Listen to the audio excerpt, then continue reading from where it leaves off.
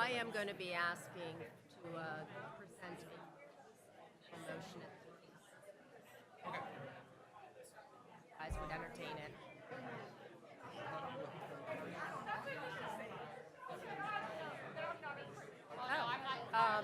Sure. Your sunshine law. Yeah, we could huddle. Yeah.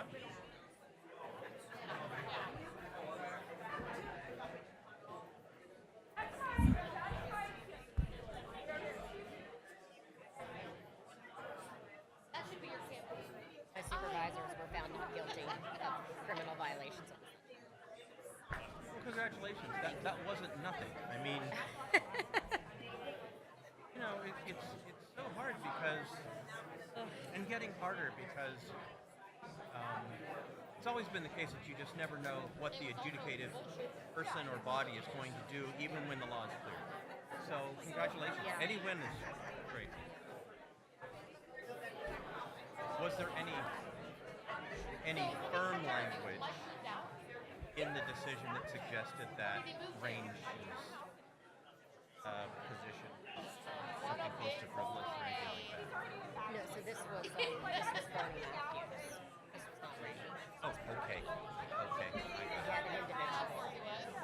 Okay. He had one of the individuals who was on that side who was challenging it. Rather you buy a new one than buy one Right. from home. Likely there was coordination. Uh, But, I yeah. was thinking that.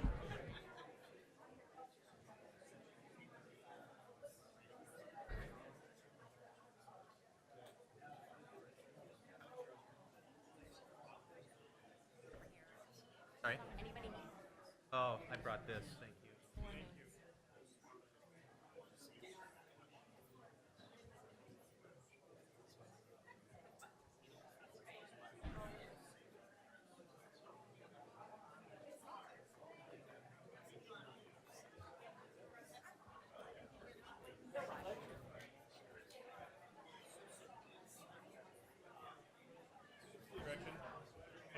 Ah, yes.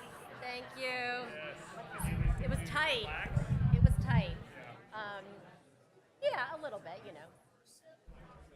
A weekend with family. Yeah, fair enough. All the good stuff.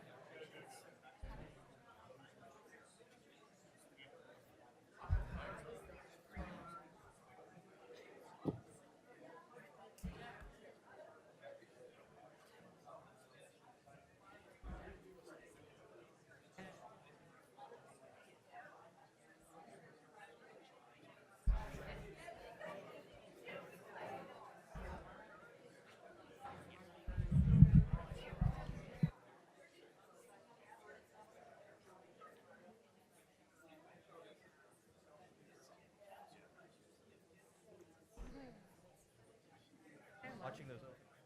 Oh, you On can any step of them. on it, might be fun.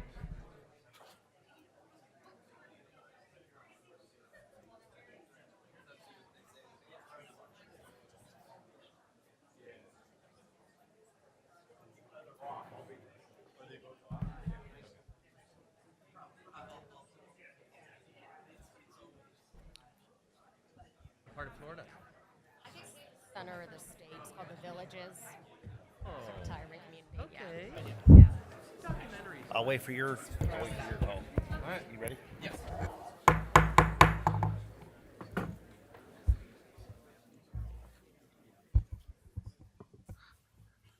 I'm Troy Gump, Zoning Board Chairman, and I'd like to call this order to meeting. It is 7:05. I'd like to take roll from my left to right. We have Liz Ross, Cecil Zoning Officer, Solicitor Chris Volz. To my far right, Ted Donald. And we have stenographer Kathy Landock. At this time, I'm looking for a motion to approve the minutes from February 17th, 2025. I'll make that motion. All in favor? Aye. 2-0. Okay. Whole business, I guess. Yes. So before we proceed with Range Resources Application 2024-0015, Joe Flaherty is absent today, and he has indicated to me that he intends to recuse himself from this matter. So he will not be seated for the remainder of the hearing. With that, we are ready to proceed with Range Resources case. At our previous meeting, they presented one witness that was cross-examined by the township and other interested parties. The procedure for today will mostly be the same. Attorney Kimberly Brown will present her witnesses, and then they will be cross-examined by the township, Georgetown Estates, Dwight Ferguson, Clean Air Council, and then Bernard Matthews will not be here tonight, so he will not be cross-examining. We do request that attorneys not repeat questions that have already been asked, so we can move forward with this in a timely and efficient manner. We would like to get through Range Resources witnesses and presentation tonight. So with that, let's get started. Mr. Volz, before we get started, if I may, Gretchen Moore on behalf of the township, I would like to make an oral presentation for a motion to dismiss this time based on mootness. As this board may know, on April 7th of this year, the Township Board of Supervisors passed a new ordinance, Ordinance 5 of 2025. That ordinance repealed and replaced Ordinance number 9 of 2024, which is currently being challenged here. And it, not only repealed and replaced it, but made some significant changes to portions of the ordinance that Range is challenging, in particular, Section 36, which is now Section 35, and it makes substantial changes to that section, as well as changes throughout. I wanted to put this on the record, as well as give you a copy of the new ordinance, which is, as I said, 5 of 2025. Kimberly? So at this point, we've already asked for this case to be dismissed on the basis of standing. We've asked this case to be dismissed on the basis of ripeness or lack of challenging anything in particular. Of course, we weren't able to present those motions, but at this point, we are now moving on behalf of mootness because the particular ordinance that is being challenged is not even an ordinance that is in effect, and there have been substantial changes made to the very portions that are being challenged. So it really is the trifecta at this point. We have a lack of standing, we have a lack of ripeness, and a mootness argument. So we would ask this board to please consider that before proceeding with this challenge. Thank you. Before I have any questions, I'd like to turn it over to Ms. Brown for a rebuttal or for a statement regarding this motion. I'm happy to respond, Mr. Volz. My understanding is the issues relating to the motions to dismiss you have already determined were not to be heard at this time, but at the close of the presentation of evidence. With regard to the issue of mootness, the argument presented by counsel for the township is contrary to the state of Pennsylvania law, which has been the law of Pennsylvania for over a century. And that is that the repeal of an ordinance does not moot any challenges to that ordinance where it has been reenacted in substantially the same form. That quote is from the Pennsylvania Supreme Court decision in 2013 from Stuckley, and Stuckley cites I believe it's a 1919 decision from the Pennsylvania Supreme Court along the same lines. There also is another appellate court decision from the Pennsylvania Commonwealth Court stating that the enactment of a revised ordinance did not moot the challenge because the new ordinance did not substantially grant the applicant's requested relief. The challenge to the ordinance relates to the exclusivity of the ordinance, the fact that it precludes oil and gas development, and the new 2025 ordinance does not address any of those issues, particularly the setbacks that Range is challenging in its pending challenge. As a result of that, under Pennsylvania law, when laws are substantially reenacted by the repealing act itself, the proceedings may be continued and concluded under the new law. And so therefore, this is not a mootness argument under Pennsylvania law. And also, even if it was, the enactment of the ordinance should not moot the challenge because there are exceptions to the mootness doctrine, which would apply, particularly that this issue is capable of repetition while evading review, that there is an issue of public importance, and also it is detrimental to range to have to proceed with a substantially new challenge that repeats the challenge it has already made to the 2024 ordinance in essentially the same form with respect to the 2025 ordinance. We have also prepared for presentation this evening an amendment to Range's challenge, which we have marked Exhibit 1.1. Exhibit 1, as you may recall, members of the board and Mr. Volz, was the 2024 ordinance.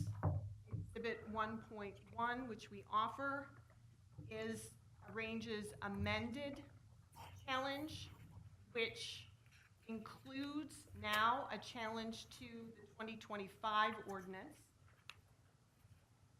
The same setback provisions that are identified before in 2024, as well as the setback provisions that are still existing in the 2025 ordinance, with one exception being that there is a slight subsection change to the 2025 ordinance because one of the subsections in the 2024 ordinance was removed. And so essentially, Range's challenge remains because the ordinance remains. And that's Pennsylvania law, and there isn't a basis or an argument which relates to this issue that has been cited by counsel for the township that would support this request for relief. Okay. Mr. Volz, we can cite the same case you cited, which is Stuckey, and I think you used the exact language, which is when, basically what Stuckey says, when you reenact an ordinance for purposes of getting around a substantive validity challenge and don't make significant changes to it, that is not a mootness argument. Here, as you can see in the red line version of ordinance number 5-2025, there are significant changes to one of the subsections that they are challenging, which I think they recognize by the fact that now they are trying to amend their challenge to include the new ordinance. So they have challenged the old ordinance, they want to amend it to have a challenge to the new ordinance as well, which I don't think is appropriate. Mr. Volz, may I speak to this? Of course. On behalf of the Stone Marks, I'm joining in the motion. I'd like to direct the board's attention to Range's exhibit number, it's their appeal. So that was the first appeal. Okay, it's exhibit number 1, and the attachment, which is the second page of their appeal, identifies 2 provisions that they were challenging, ending in 5 and ending in 36. Attorney Moore has just provided the board with a copy of ordinance number 5-2025. Exhibit B, in the back of that ordinance, it's marked gigantically like that.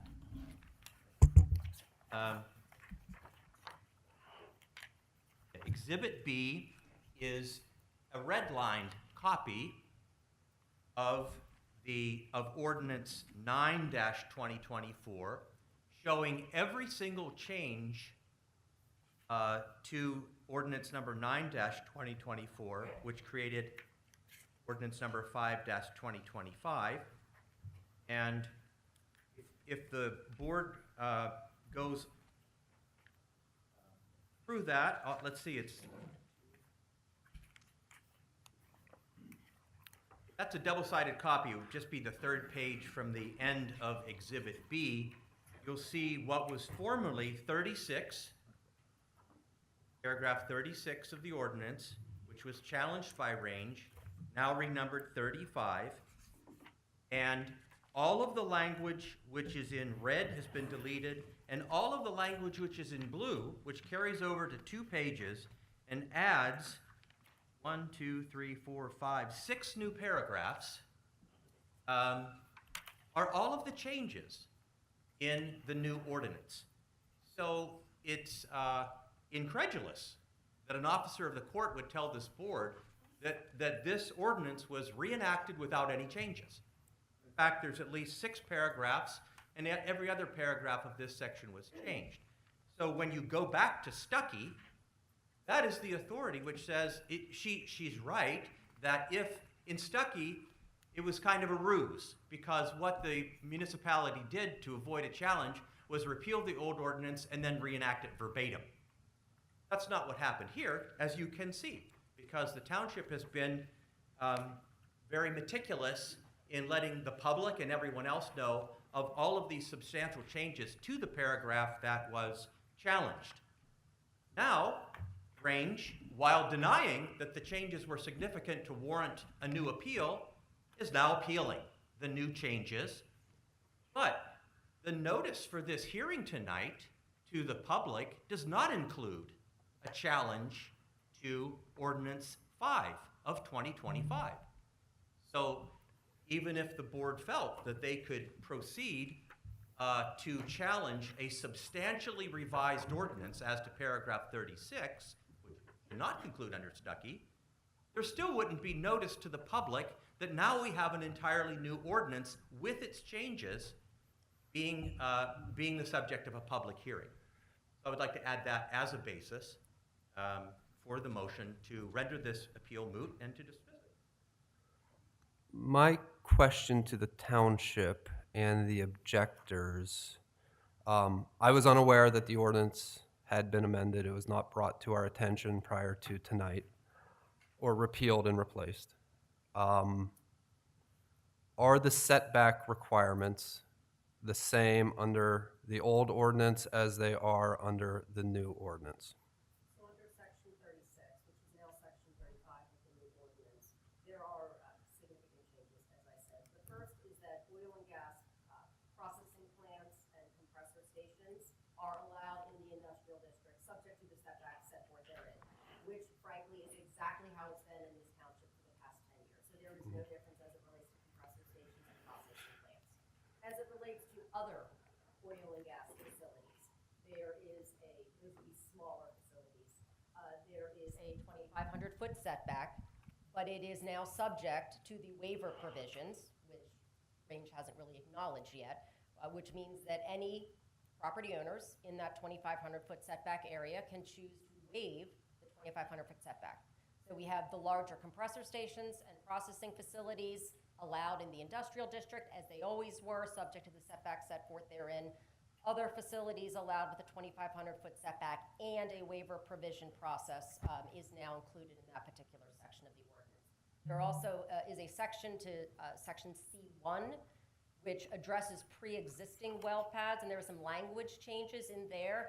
Again, I don't know what they are appealing, frankly. We haven't heard exactly what they are appealing, but to the extent they are appealing some inability in those pre-existing well pads to do something, there is now different language in subsection 3C1 that addresses that. Thank you. Ms. Brown, do you have anything you would like to? I do, as an officer of the court, I do have something to say, and I did not represent that there were no changes in the 2025 ordinance. I was merely referring to the standard that the Supreme Court has said when an ordinance is substantially reenacted, that if the basis for the challenge is not addressed or has not been repealed, and not reinstated in a new ordinance, that the challenge can continue on. And an example of that is in the Weimer case that I mentioned, the Commonwealth Court decision in 2019, where landowners who operated a barn wedding venue pursued a challenge to an ordinance that had been passed. There was a subsequent ordinance that was passed that was found not to have mooted the landowner's land use appeal when they sought denial of the board's challenge to the zoning ordinance and refused to accept the proposed curative amendment. The secondary ordinance did not address all of the issues that were pending in the earlier challenge, and as a result, both the Commonwealth Court and the Supreme Court found that the challenge could continue, even though there had been an attempt to repeal. The issue is very clearly laid out in Ranges Exhibit 1 and Exhibit 1.1. And if you go to Exhibit 1.1, you will see that with regard to the 2024 exhibit, this is on page 2 of the exhibit, members of the board and Mr. Solicitor, where the bulleted section is, it identifies the Ranges challenge. Again, this is an exclusionary zoning challenge. It relates to the fact that there are setbacks that preclude oil and gas development. It has always been Ranges challenge, and it's laid out in writing in black and white on our challenge that was Exhibit 1 already previously submitted to the board, as well as Exhibit 1.1, which spells out that the setbacks are the issue of Ranges challenge to the 2024 ordinance and now the 2025 ordinance. And interestingly, you did not hear anything from counsel for the township say that there were any changes to section 240-61.C5, because there have not been. Those setbacks are still in effect, as well as setbacks in a different form, but still exclusionary, in now what is known as 240-61.C35. The sum of this is that if there's a reenactment of an ordinance that doesn't address the challenge that is pending, the Supreme Court has said the challenge can continue, and the way that that continues procedurally is under the new law. That's what the court has said in Stuckley. And so that's what we're doing, exactly what we're doing, which is amending our challenge consistent with the guidance provided by the Pennsylvania Supreme Court to continue the old challenge under the new law. That's all we're doing. Exactly what the Supreme Court said we need to do. Do you have a copy of the Stuckey case and the Weimer case on you? May have one, it may be marked up though. Thank you. If I may, the last line says, thus the repeal of an ordinance does not necessarily move any challenges to that ordinance where it has been reenacted in substantially the same form.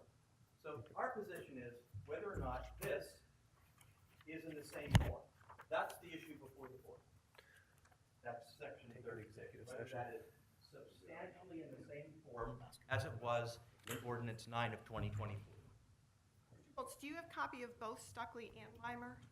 This is Stuckley.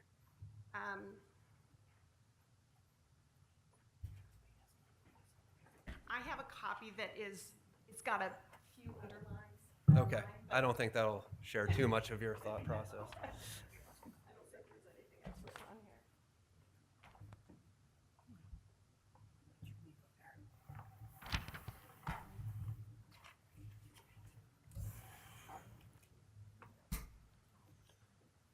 Thank you. Motion to recess to executive session. At this time, I'm making a motion, looking for a motion to have an executive session. I'll second it. We'll be back in a little bit.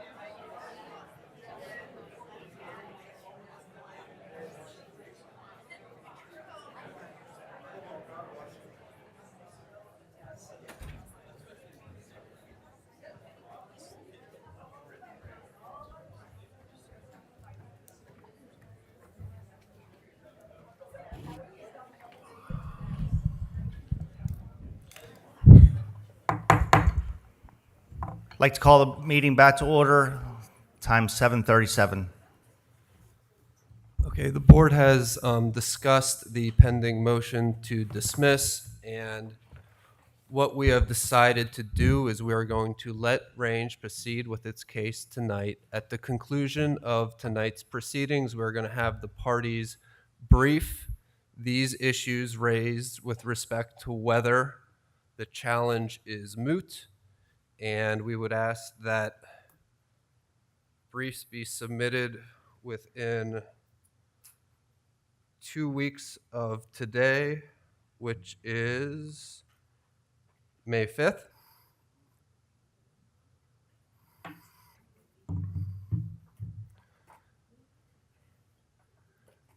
And the board will issue a decision on the mootness issue at the next scheduled meeting.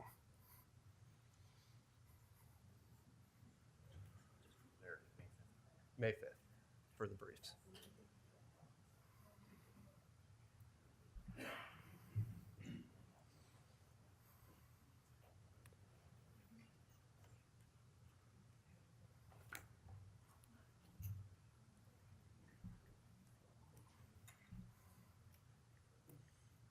And with that, Range Resources can proceed. Thank you, Mr. Volz. Members of the board, we would like to offer up Exhibit 2.1, which is the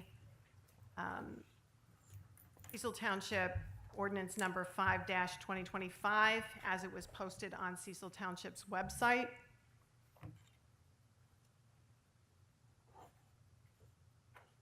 For all the reasons I just presented, I would object to the inclusion of ordinance number 5-2025, in particular the fact that it was not properly advertised at this hearing tonight as a challenge to ordinance number 5-2025, and the fact that they're trying to bootstrap it into this existing hearing.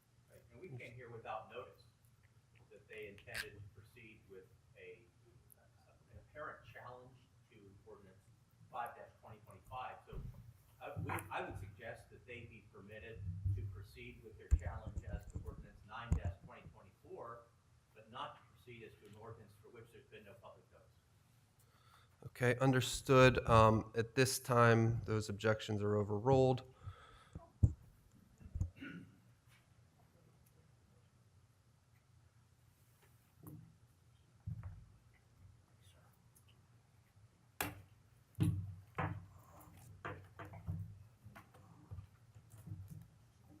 Mr. Volz, with regard to the exhibit binder that was used at the last time of the hearing, is that available for our witnesses to use? Okay. I don't understand what you mean. When we introduced exhibits with our witnesses at the last hearing, I believe that you took possession at our suggestion of the exhibit binder. And we would like, if it's possible, we would like to get those exhibits back so the witnesses can use those for purposes of examination today. It's just the original admitted exhibit. And we'll be adding 2.1. I already put it in there.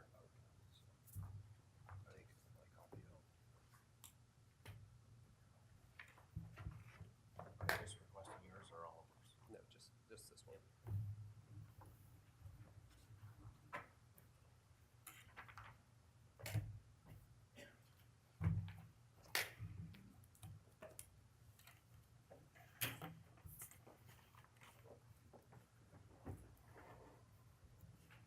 We're adding for the record exhibits 1.1 and 2.1.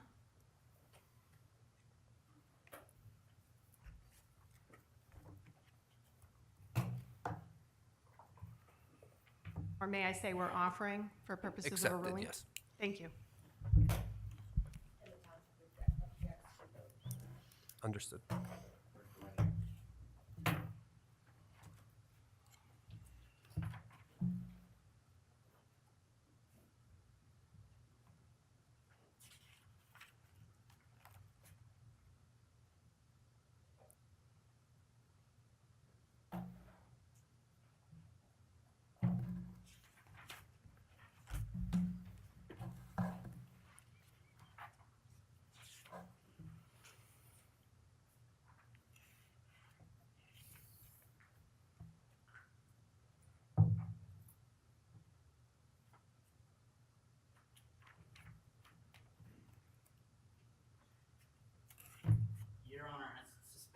get a little repetitive if we all join in all the motions. Can we just make a blanket statement that we would join in the township's motions unless we inform the commission otherwise?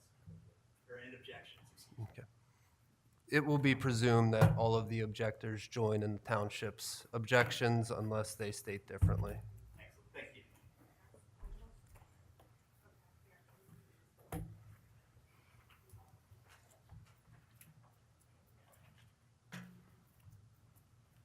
Praise calls Mark Lindbruder.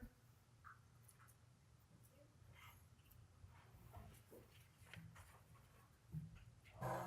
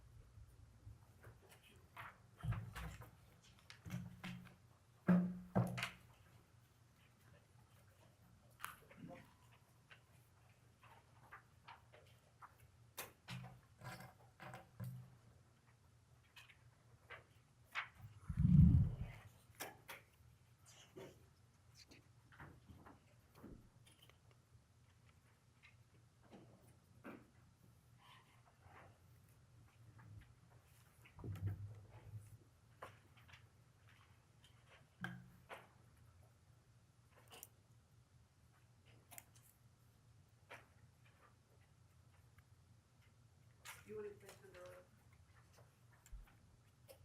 Sorry? He needs to be sworn in, yes. Raise your right hand before me. Do you solemnly swear the testimony you're about to give will be the truth, the whole truth, and nothing but the truth, so help you God? I do. Thank you. Please state your full name and spell your last name for the record. My name is Mark, and that's Mark with a K, Limbruner, Limbruner. Where are you employed, Mr. Lindbruner? I'm employed by Range Resources Appalachia, LLC. How long have you worked for Range? I've been employed with Range Resources since 2008. What's your current role with Range? My current role is I'm the Director of GIS Services. What does GIS stand for? GIS stands for Geographic Information Systems. What are geographic information systems? GIS systems are basically a tool combining CAD automated mapping combined with the ability to manage and analyze various databases and to store and analyze that data. And what does GIS services do within Range? GIS services, we basically function as the mapping department for Range Resources. We provide mapping to a number of different departments. We provide analysis, and we function as basically the mapping department for Range Resources. How long have you been the director of Range's GIS services? I've been the director of GIS services since 2020. What are your responsibilities in that role? My responsibilities are to oversee the GIS department. There's 4 of us in the department. I have 3 GIS analysts that work for me, and my job is to oversee their work, serve as a project manager, do quality control on their work, and also to perform some mapping and analysis projects on my own for my own clients. Do you, in connection with your responsibilities, do you work with other Range departments? Yes, I do. We work very closely with the geology department. We're actually part of the geology department. We work with the land department. We do work for senior management. We do work for surface land group, government affairs, and so forth. Do you do any work with Range's regulatory department? Yes, we do. And what kind of work do you do for them? We do work, various analysis, mapping of property setbacks, perform analysis for area reviews for submittal to the state prior to drillings.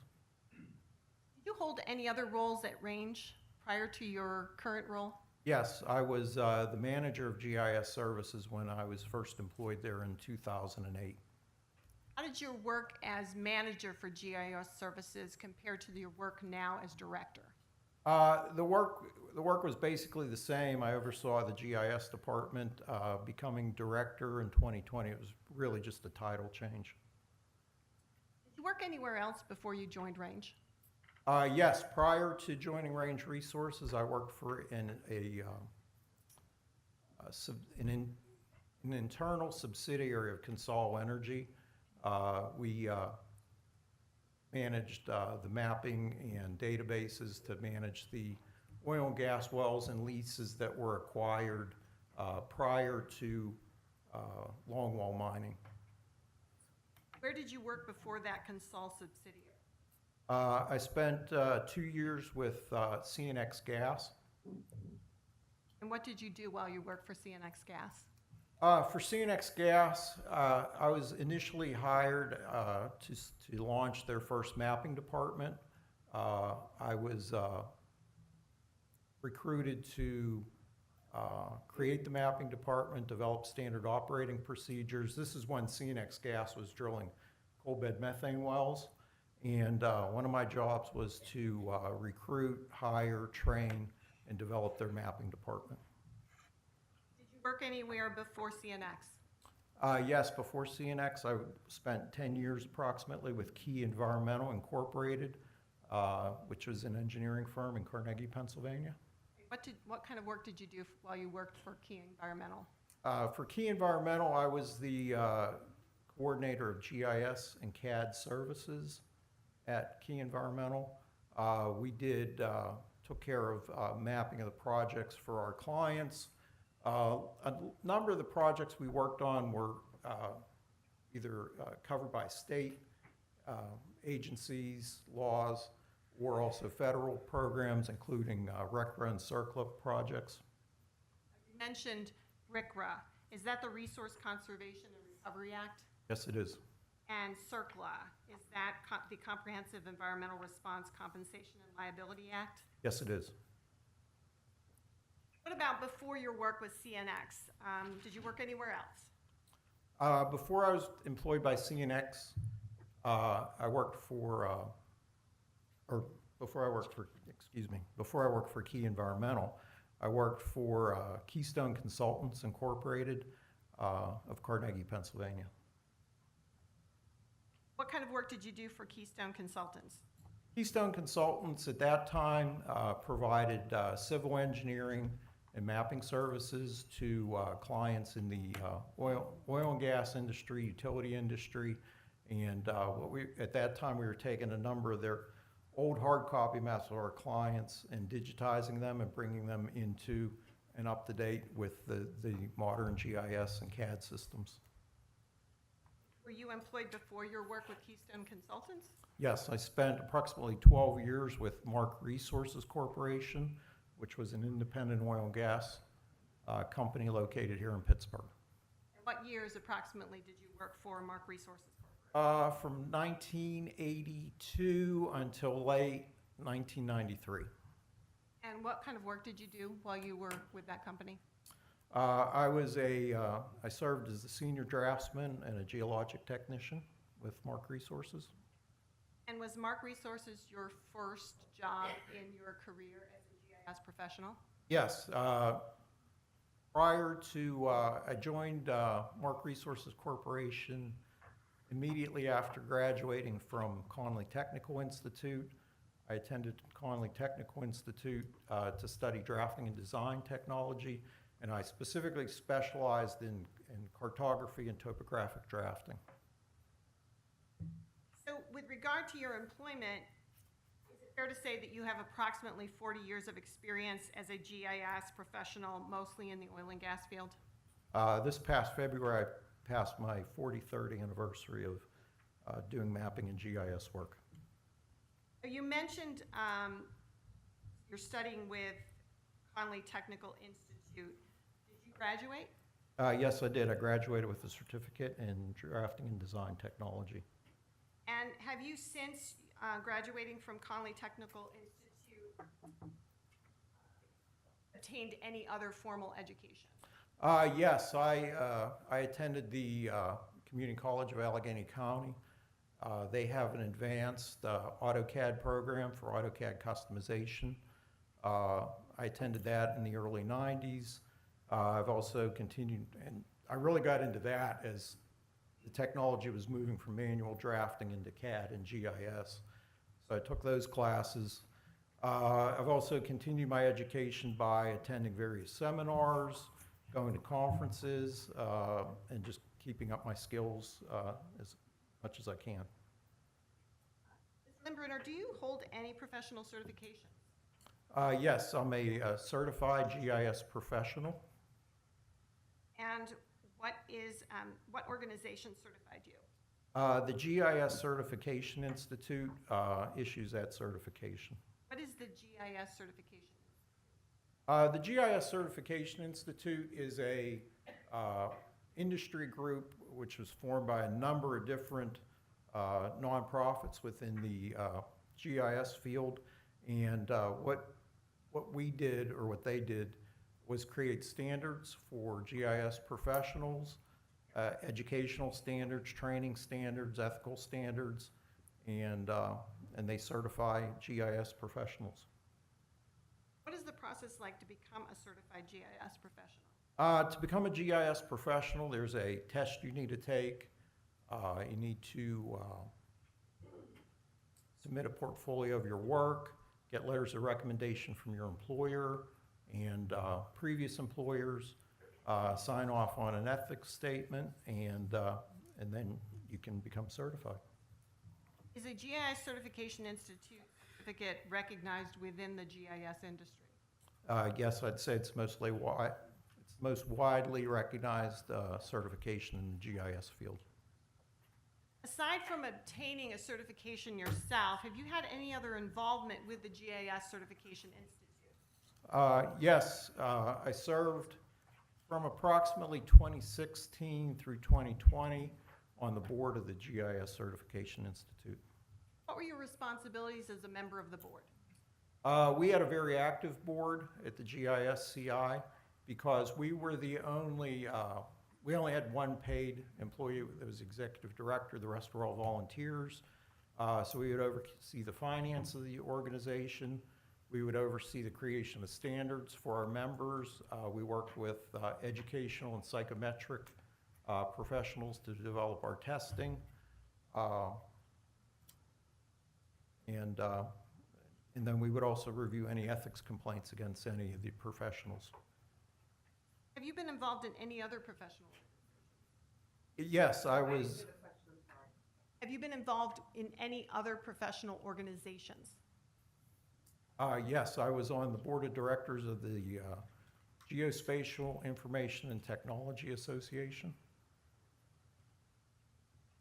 Did you also serve as president of that organization? Yes, I did. I was on that board from approximately 2013 through 2019, and I served as the board president from 2015 through 2018. What is the Geospatial Information and Technology Association? I'll use the initials GITA. GITA at the time was the premier geospatial organization, and we focused on providing educational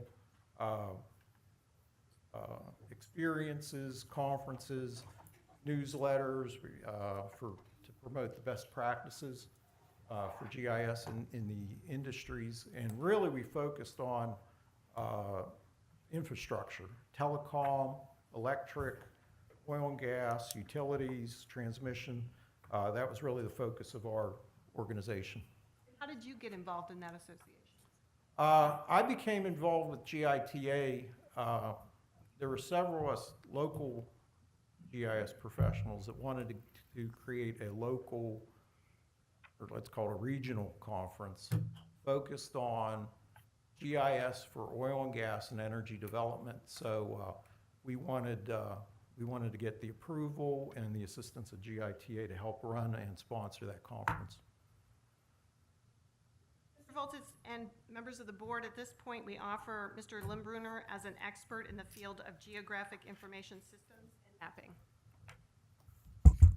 Any objections?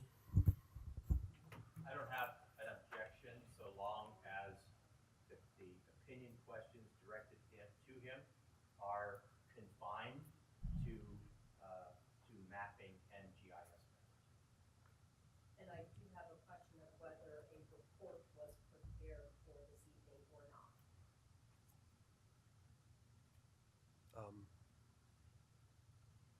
There was no Ms. Brown. obligation to prepare a report. Understood. Okay, we'll accept you as an expert, and we will proceed with your testimony. Thank you.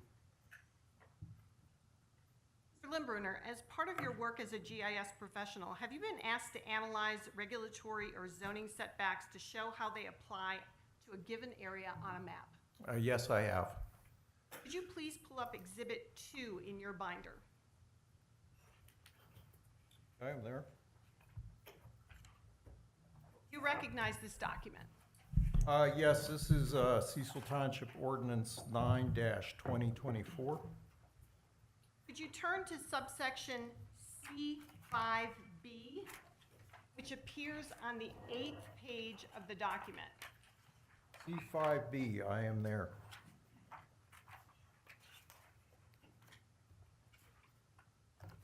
You see that it states the nearest edge of the well pad shall be located not less than 2,500 feet from any protected structure, not less than 5,000 feet from any school or hospital, and not less than 250 feet from the nearest property line. Yes, I see that. Could you turn to the 4th page of Exhibit 2, please?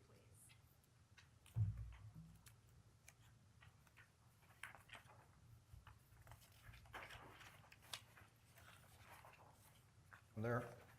You see the definition of protected structure towards the middle of the page? I do.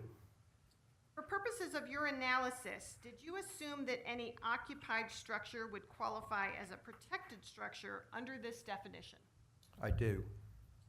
Could you please turn to subsection C36A3, which is on the 21st page of Exhibit 2?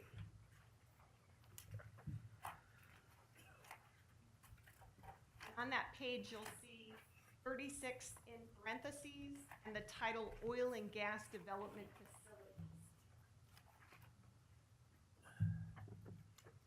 Facilities. C36, what's subsection? A3. I'm there. You see the 2,500, 5,000, and 200 foot setbacks for oil and gas development facilities? Yes, I do. Mr. Limbrunner, please turn to Exhibit 2.1. There? You recognize this document? Yes, I do. It's Cecil Township Ordinance 5-2025. Is it your understanding that Cecil Township has enacted Cecil Township Ordinance 5-2025, which repealed Ordinance number 9-2024? Yes, I do. Have you reviewed the setbacks for protected structures, schools, and hospitals, and property lines in Ordinance number 5-2025 that replaced the Ordinance number 9-2024 setbacks you just testified about? Yes, I have.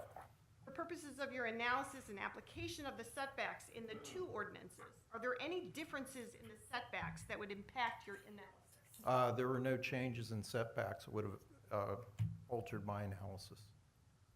Is there a generally accepted process or methodology that GIS professionals such as yourself follow when they want to show the application of setbacks like those in Exhibits 2 and 2.1 on a map?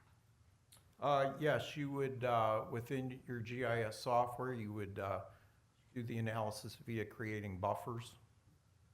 And in preparation for your testimony today, were you asked to prepare maps showing how the ordinance setbacks you just identified apply to a map of Cecil Township using that generally accepted methodology?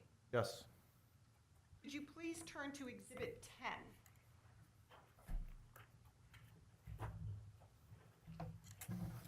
Okay, I'm there. What, in general, is Exhibit 10? Exhibit 10 shows an aerial photograph of Cecil Township, and it shows the borders of Cecil Township, and it shows the Washington-Allegheny County line. And you're referring to specifically Figure 1? Figure 1, yes. And in general, the entire composition of Exhibit 10, what is it generally? It's an analysis of the buffers and setbacks detailed in the township's ordinance. Okay. So did you use a particular type of software to generate the maps that are reflected in Exhibit 10? The software that I utilized for this analysis was ArcGIS Pro, which is published by Esri, which is ESRI. Have you regularly worked with ArcGIS Pro in your roles as manager and then director of GIS services at Range? Yes, I've used that software for many years. Do you know if ArcGIS Pro is a reliable software for accurately plotting locations on a map and measuring distances between points on a map? Yes. And how do you know that, sir? From time to time, we not only do the mapping digitally in the computer, but we have to go out, we have to check well locations, property corners, property lines. So a number of times our work is being field checked by surveyors, and we've never come up with any significant discrepancies that may have been caused by the software. Is ArcGIS Pro generally recognized in the field of geographic information systems as a reliable and accurate software for use in preparing mapping that depicts setbacks for use by companies seeking to comply with regulatory and zoning setbacks? Yes, it is. Let's talk about the steps that you took to prepare your maps. If you turn to Figure 1 of Exhibit 10, Okay. what does Figure 1 depict? Okay. Figure 1, as I mentioned a little bit earlier, is an aerial photograph of Cecil Township. It shows the Cecil Township boundary, and it shows the Washington-Allegheny County line. And for purposes of the record, what color is the county boundary? The Allegheny County, Washington County line is red. And is that part of the Cecil Township boundary as well? Yes, it is. That's where Cecil Township abuts Allegheny County. And how is the rest of Cecil Township's boundary depicted on the map? There's a blue boundary which shows Cecil Township boundary to the north, to the west, to the south, and to the southeast. What are the steps that you took to create Figure 1? To create this map, we obtained our aerial photography, imported it into ArcGIS, and then we imported the feature classes or the shape files which comprise the county boundary and the township boundary. The steps that you just identified, are those consistent with the generally accepted methodology that a GIS professional would apply to map the application of zoning setbacks? Yes. Where did you obtain the base map? The aerial photograph was provided to Range Resources via Thrasher Engineering. And what is Thrasher Engineering? Thrasher Engineering is a civil engineering firm located in Canonsburg. They provide aerial photography to a number of different clients, and one of them is Range Resources Appalachia. Would it be standard practice for a GIS professional such as yourself to use aerial photographs from a company like Thrasher Engineering as a base map when mapping zoning or regulatory setbacks? Yes, it would be. How recently was the aerial photograph you used taken? This photograph was taken in the late winter or early spring of 2023. And does the aerial photograph you used fairly and accurately represent Cecil Township as viewed from above? Yes, it does.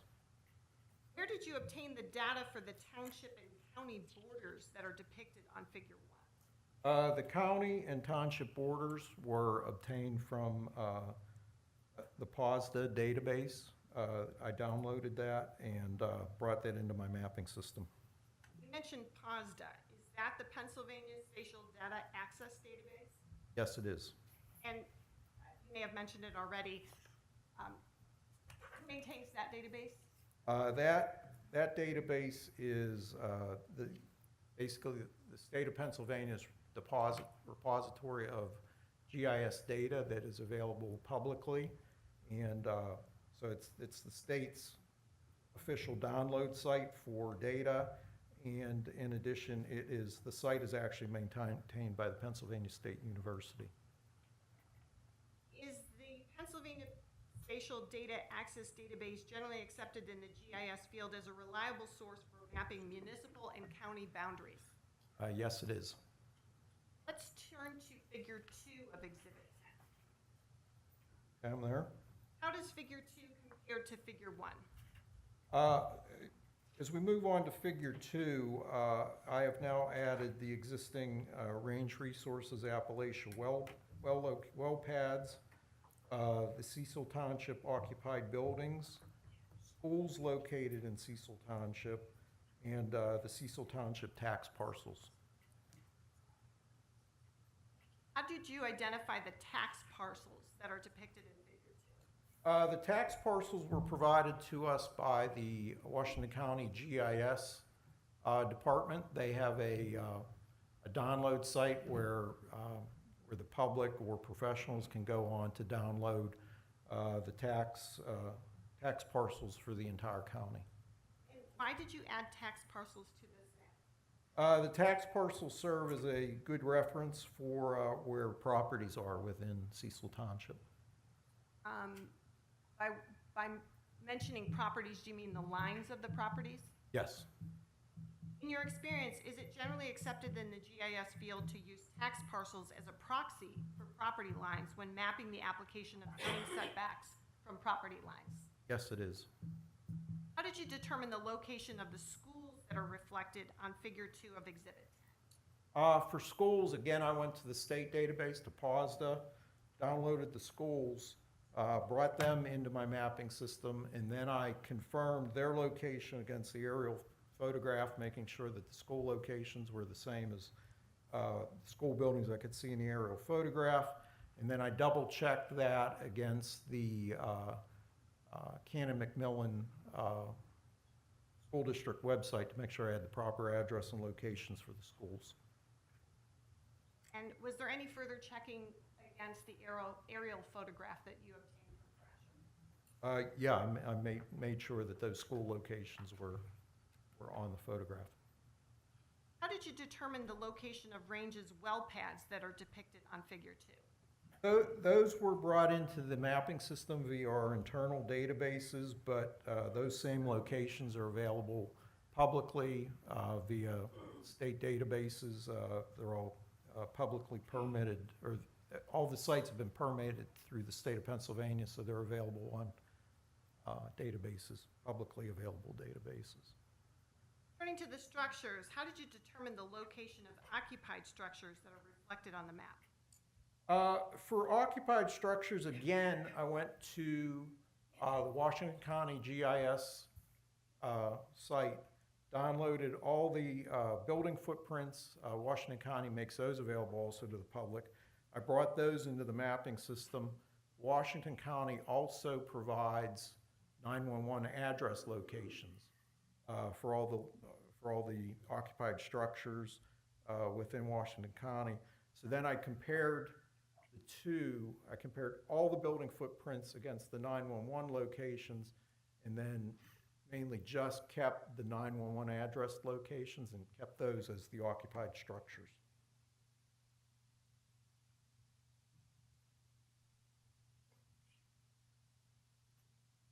Did you do any cross-referencing with the aerial photograph? Yeah, I zoomed around in the map, made a very detailed examination of it to make sure that the county had not missed any properties. Occasionally, there's some buildings that might be missed or were located in the wrong position, and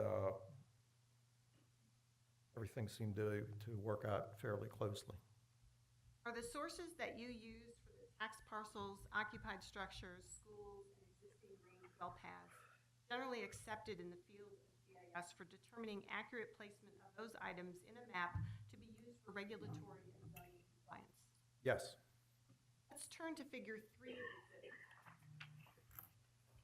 What does this show? Figure 3 shows all the same items that were on figure 2, but at this point now I've added areas that are beyond the 250-foot setback for the larger properties. And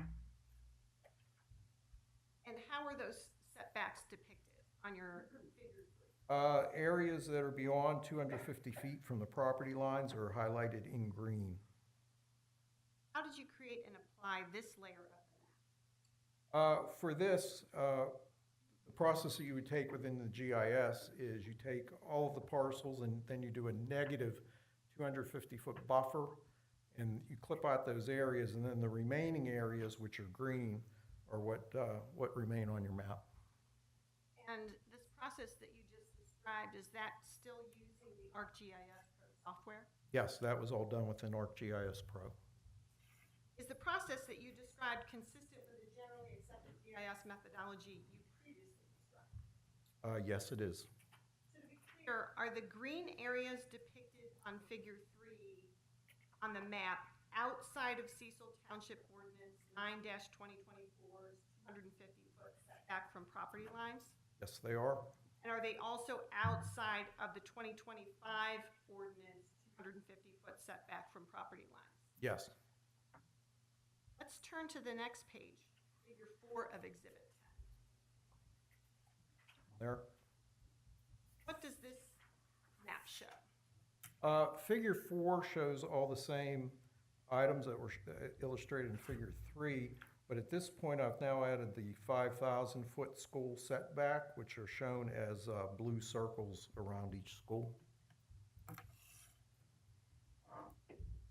As you create and apply the 5,000-foot setbacks from the school, did you use the same process as you did for the 250-foot setbacks? Yes, we use the buffering tools within ArcGIS Pro, only this time we're doing a 5,000-foot positive buffer around each school building. Is it a correct interpretation of your map that the Connor Samuel well pad is within the 5,000-foot setback from one of the schools plotted on your map?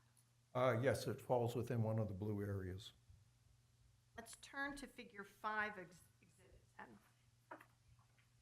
What does this map show? Figure 5 includes all the items that were shown on figure 4, but at this point now I've added 2,500-foot buffer around each occupied structure within Cecil Township. And how is that buffer depicted on your map? That buffer is depicted as pink areas. As you create and apply this layer, did you use the same process as you did for the other 2 setbacks? Yes, I took each occupied structure and had the software buffer 2,500 feet from each building, and then the result is the pink area shown on the map. And when you said building, are you referring to the occupied structures? Yes, the occupied structures. Is this the final layer that you applied to your map? Yes, it was. Does figure 5 fairly and accurately depict Cecil Township and the application of the ordinance setbacks you identified in exhibits 2 and 2.1? Yes. Figures 1 through 5 fairly and accurately depict Cecil Township and the information reflected in the legends for each of those figures. Yes, it does. To confirm, are the steps that you took to generate figures 1 through 5 consistent with the generally accepted methodology a GIS professional would follow to show the application of zoning or regulatory setbacks to a given area of a map? Yes, they are. Based on your description of these maps, is it an accurate interpretation to say that the areas hypothetically available for oil and gas development under the setbacks would have to be 1, outside of the pink shaded area, 2, outside of the blue shaded area, and 3, within a green shaded area? That's correct. Are there any such areas on the map? There is no such area on these maps within Cecil Township. So you did not include hospitals in any of your maps. Why not?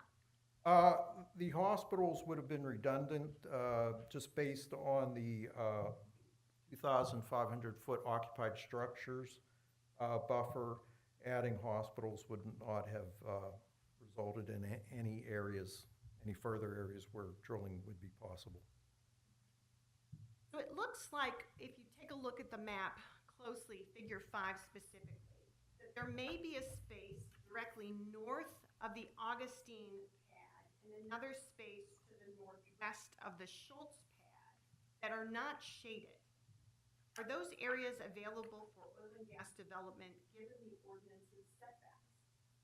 Those areas, even though they fall outside of the blue and the pink buffers, they are not within a green area. So they fail due to the 250-foot setback buffer from property lines. So no, you could not locate a well pad in those areas.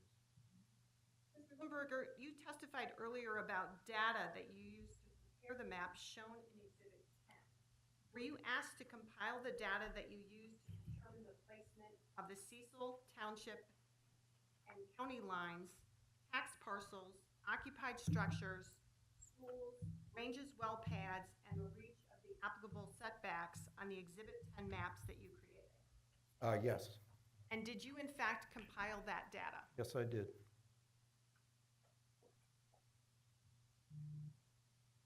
Mr. Limburger, you have in front of you a package with a thumb drive marked as Exhibit 11. Could you hold it up, please?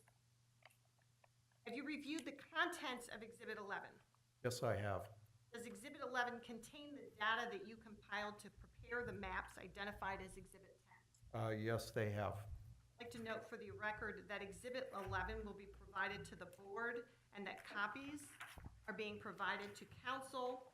The exhibit binders contain a placeholder because of the content of the thumb drive.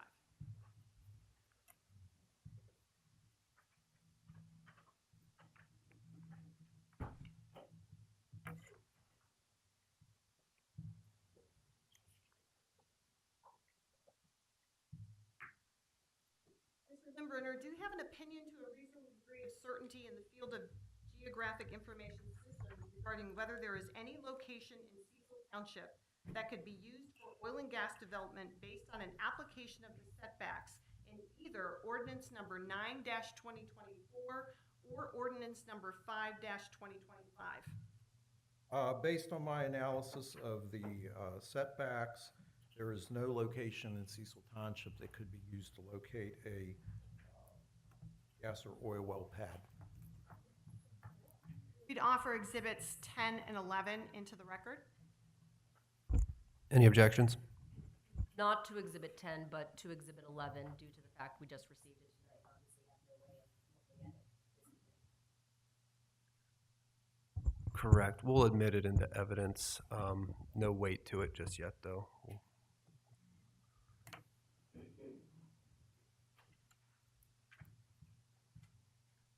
I have no further questions for this witness. Okay, Ms. Moore, do you have some cross-examining questions? Thank you, Mr. Bolts. Limburger? Limbrunner. Yes. Mr. Limbrunner, what did you understand the scope of your assignment to be for tonight?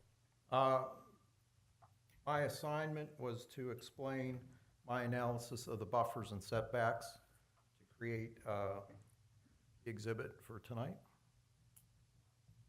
What did you understand the scope of your assignment for this hearing to be, the preparation for this hearing, not just tonight? To explain the steps that I took to make that map.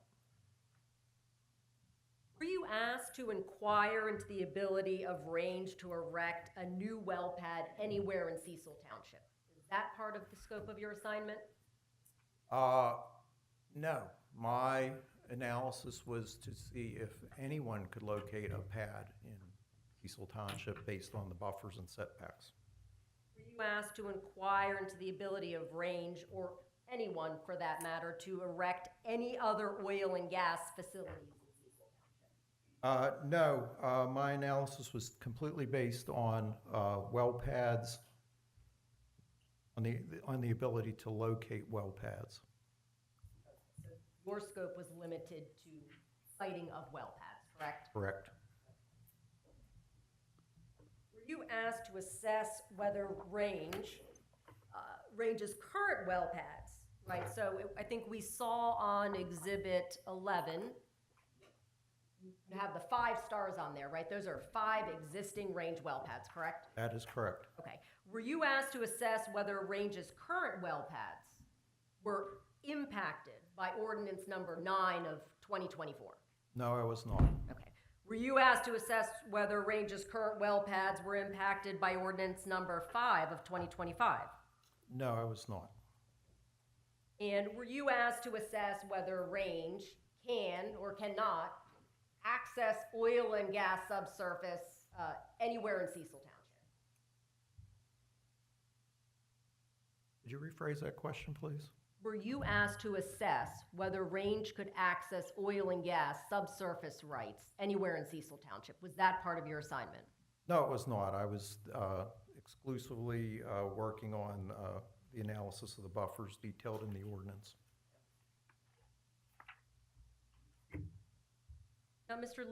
Limburner, you testified that you reviewed ordinance number 9 of 2024, correct? Yes. And you said you actually also reviewed ordinance number 5 of 2025, correct? I reviewed the sections related to the setbacks and the buffers. You didn't review the entirety of ordinance 5 of 2025? No, I did not. Okay. Now, when you were reviewing ordinance 9 of 2024 and the portions you reviewed of ordinance number 5 of 2025, you saw section 5C of the ordinance, correct, related to waivers. Did you see that section? No, I did not review waivers. All right, let's take a look at that. You, So under Would you like me to go? ordinance 9 of 2024,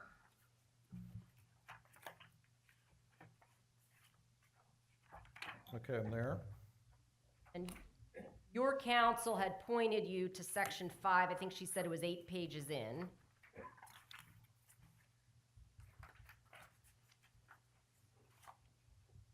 Okay, yeah. You were previously looking at section 5B, which talks about the setbacks. That is correct. Okay, and then if we go on to section 5C, see that section on the next page? Yes, I do. Okay. In the event that an owner or occupant of a protected structure authorizes drilling activities upon his or her property, such owners or occupants may authorize the waiver of subsection 5B. Do you see that? Yes. Okay. And then it goes on, and I'm not going to read all of these, but there's C1, C2, C2A, C3, C5, which probably should have been C4. Do you see all of those waiver sections? Yes, I do. Okay. Now, as part of your analysis, did you consider whether or what waivers Range may need to place a well pad in any area? No, I did not analyze. I was not asked to analyze the waivers. Are you aware, so as part of your assignment, did Range tell you that they tried to obtain waivers from anybody in Cecil Township? I'm not aware of that at all. So you wouldn't know how many waivers Range would need anywhere on the map that you showed us to be able to site a well pad in any area? It would be quite a task to analyze something like that individually. Okay, quite a task because Range doesn't actually have a well pad that they're currently making any application for, correct? Not that I'm aware of. Okay, so it would be a task because it would be rather hypothetical, right? Correct. You would be looking for creating hypothetical waivers to a hypothetical pad. Right.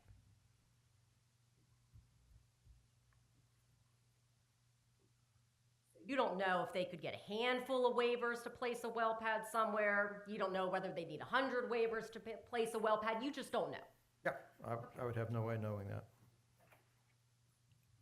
Now, as part of your mapping assignment, Range didn't inform you about any geological studies that they are currently undertaking to site a new well pad in Cecil Township, did they?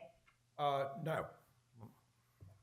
And Range, as part of your assignment, didn't inform you that it applied for any DEP permitting for any new well pad in Cecil Township, correct? I am unaware of that. And as part of your assignment, Range didn't inform you about any new leases that they secured with property owners for a proposed new well pad in Cecil Township. I am unaware of that. And as part of your assignment, Range didn't inform you about the establishment of any new drilling units in Cecil Township for which a new well pad would be needed.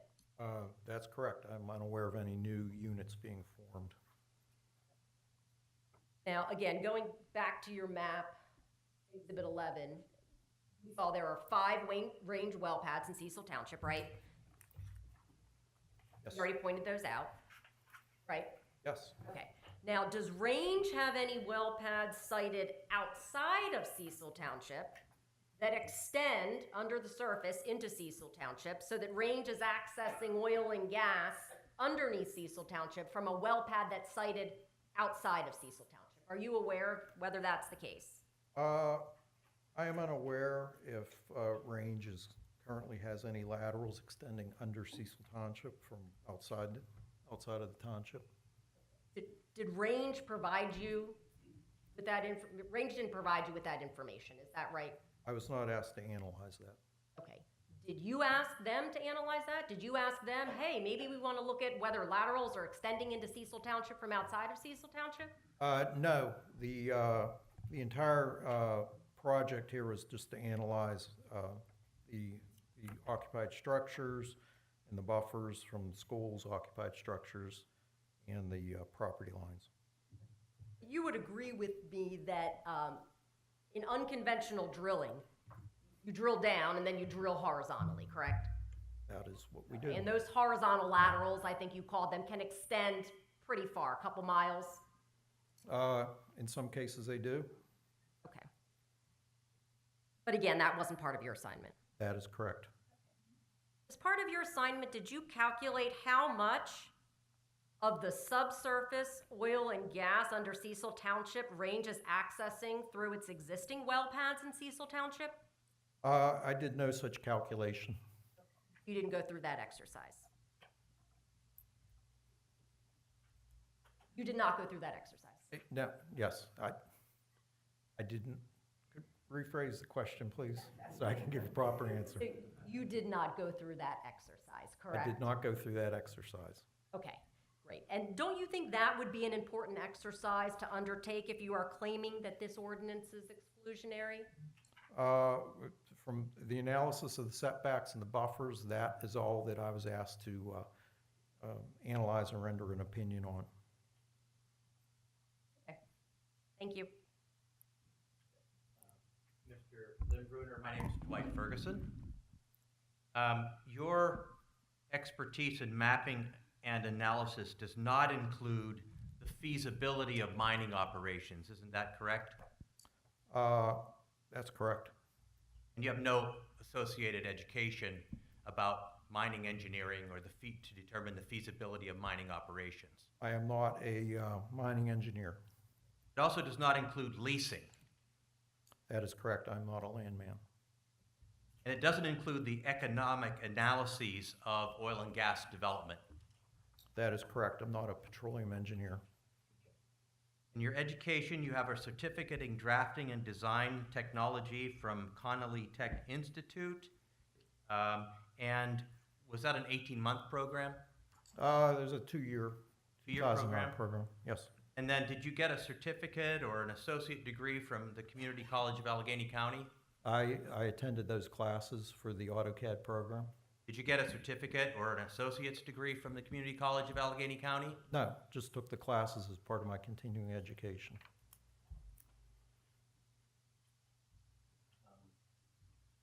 And as Attorney Moore indicated, the exhibits number 10, none of them show the reach of existing horizontal drilling. Isn't that right? That is correct because the exhibit only shows buffers and setbacks. Okay. So if there are areas of Cecil Township that that can't be drilled, that is, for which oil and gas extraction could not occur, you certainly aren't. You certainly wouldn't be looking to horizontally drill areas that are already horizontally drilled. Is that your understanding? Could I have that back, please? Yeah, that was a bad question. Oh, were you asking, or were you asking? That was me. All right, thank you. All right, so when you shade in the entire municipality of Cecil Township as there, including no area where new drilling could occur, you did not take into account areas of Cecil Township which are already covered by horizontal drilling, either from within or from without Cecil Township. That's correct. I did no analysis. Excuse me. I did no analysis on lateral well locations.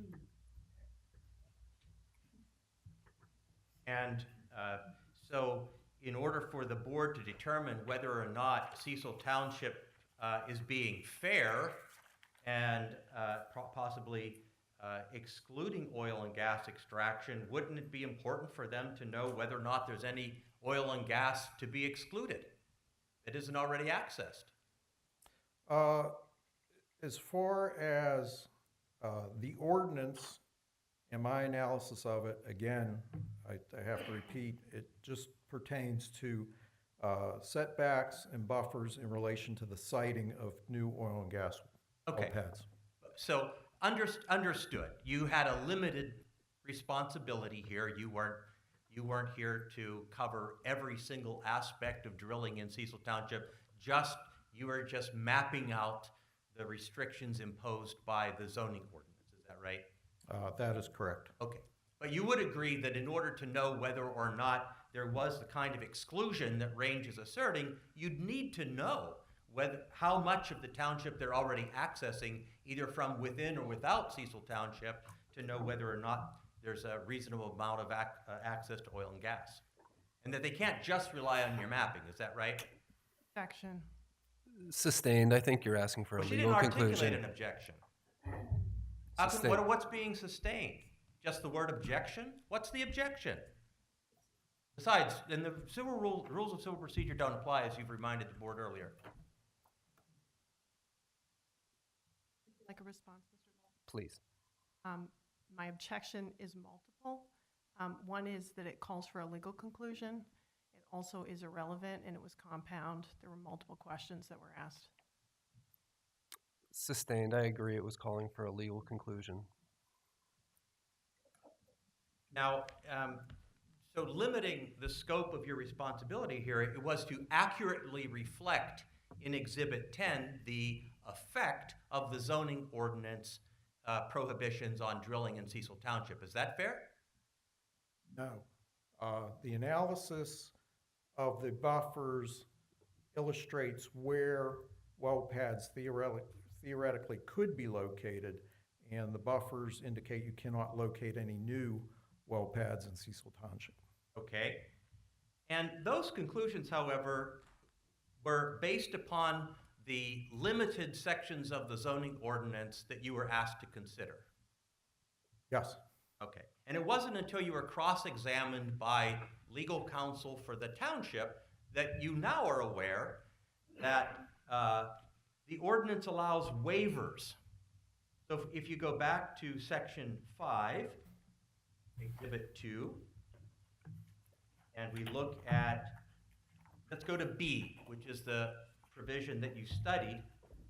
There is a 2,500 feet setback from protected structures.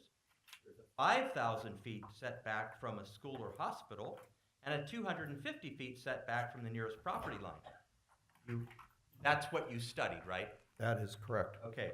But if we go to C, it says that in the event that an owner or occupant of a protected structure authorizes drilling activities upon his or her property, such owners or occupants may authorize the waiver of subsection B. So that would at least be the 2,500 square foot protected structure, right? Objection. provision has been asked on cross-examination. Overruled, you can answer. Could you rephrase the So- question, Yeah, counsel? so C, because it talks about an owner or occupant giving a waiver relating to the setback from a protected structure, if the waiver was granted, that would eliminate the 2,500-foot setback. Is that right? The way that I would read this, again, an analysis of pad locations and the buffers, if, as I answered Ms. Moore, is if we were to look at any theoretical well location and then try to calculate all the various waivers which would be needed to locate that, it would be a fairly large analysis job to be able to analyze all those different waivers that would be needed. Well, sure. Plus, you don't have any of that information That is correct. because they don't exist. Waivers don't exist as of today. As far as I know, no waivers have been requested. So if we look at Figure 5, the areas that are shaded in pink, this is under the assumption, this is under the assumption that every single person who signed a lease with Range Resources to allow oil and gas development on their property would not sign a waiver. In which case you would end up with this entirely pink map that you have, right? That's what you didn't take into consideration a waiver, so you in creating this figure number 5, everything turned pink because you didn't take into consideration that property owners could grant waivers, right? Objection. There were at least 3 questions there. I'm not sure which one is currently pending. I was just trying to make it clear. Did you understand the question? Before, the objection is overruled to the extent you understand the question. Okay. Could counsel rephrase that question, please? You're shading the entire township of Cecil pink. Simply, in retrospect, it assumed that there were no waivers on any property in the entire municipality. Because the ordinance is Well, that's a yes or no. Objection. The witness is allowed to answer a question. That's true. Cross-examine. We'll allow him to finish his question. If he doesn't answer it, you can ask him another one. The ordinance is written that there is a 2,500-foot buffer from each occupied structure. That ordinance is there. There's no way to calculate what waiver might be needed or might be received. That's my answer. So the analysis of the 2,500-foot occupied structure setback specifically shows what is written in the ordinance. With the exclusion of the waiver provision. We can agree that if everybody had a lease and everybody granted a waiver, there'd be no pink on here. Objection. I'd have no Wait, way. She has an objection. We'd like to know what it is. Lacks foundation. The objection's overruled. You can answer the question. Could you rephrase the If question? everybody in Cecil Township gave Range Resources a lease and everybody gave Range Resources a waiver, there'd be no pink.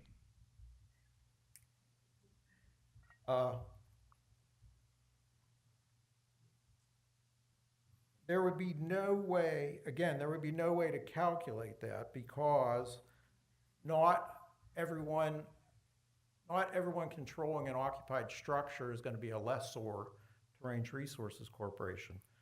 There's going to be individuals that do not have a lease.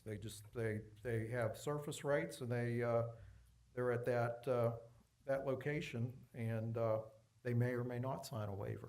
That is total speculation that any particular landowner would sign a waiver.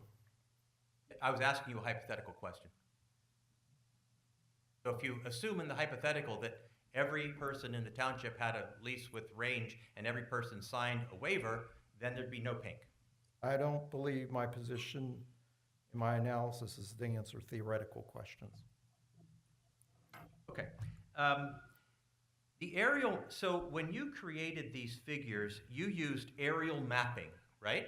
That is correct. And that's essentially an overhead photograph of Cecil Township, is that right? That is correct. Okay.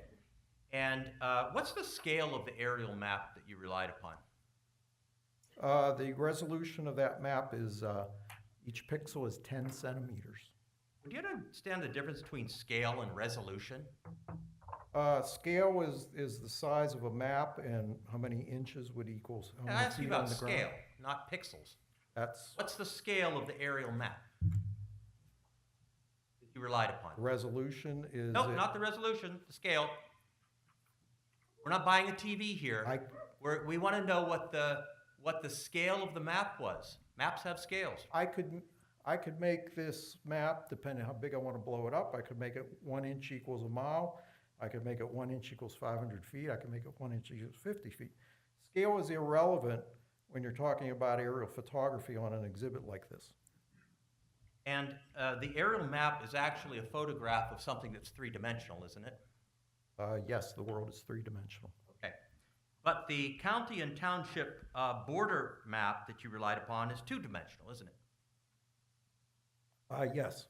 Okay. What was the scale of that map? Again, the It scales. didn't have pixels, so we shouldn't be confused with that. What was the scale of that The map? scales are irrelevant. You bring in the data into the ArcGIS Pro, and what you do is you manipulate it, and you're really talking about, I'm talking about scale or resolution on the aerial photograph, but what you're mentioning, Consul, is how that data works together. It all gets brought together. You're going to bring that into the system, and you're going to tell it what map projection you're going to use. For our work at Range Resources, we project everything in UTM Zone 17, NAD, North American Datum, 1983. That's the projection that we use. We bring in all the data to it, and then we can scale it up or down depending on what we need to make our map presentation. Okay. But the documents from that you input into your system, and we didn't even mention the Washington County GIS Department tax parcel maps, they're all at different scales. But somehow you need to have them all be at the same scale, otherwise you'd have a horribly inaccurate document. Now, let me correct you. Whenever you bring in data into a GIS system, the way it works, it's basically in its real-world coordinates. And as you bring it into the system, as long as you have everything in the same projection, in the same coordinate system, it's going to display properly. Washington County provides their data. POSDA provides their data. We bring it into ArcGIS Pro. We reproject it into NAD 1983, UTM 17 North, and then we create our map. When we go to, I'd ask you to turn to figure 3. Well, let's go to figure 4. So this is before we get to the waivable 2,500-foot setback. What percentage of Cecil Township is shown in green there? I have no idea. Did no analysis of the green areas. It's not even on the thumb drive that you gave us? That information isn't even on here? Somebody could, if they take that system, they could easily do an analysis and a calculation of what areas are left in green. Okay. But you would agree that as we look at figure 4, the areas in green are a substantial portion of Cecil Township, aren't they? No, I would disagree with that. But you haven't quantified it. No, it's Okay. visually looking at the map, the green are islands, islands of potentially drillable area, and no, I wouldn't say it's a substantial area.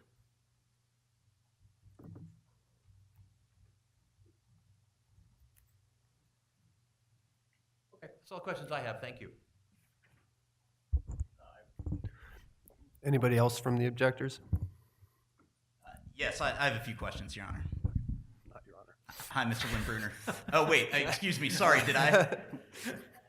I appreciate it, but no. I might have misunderstood your prompt.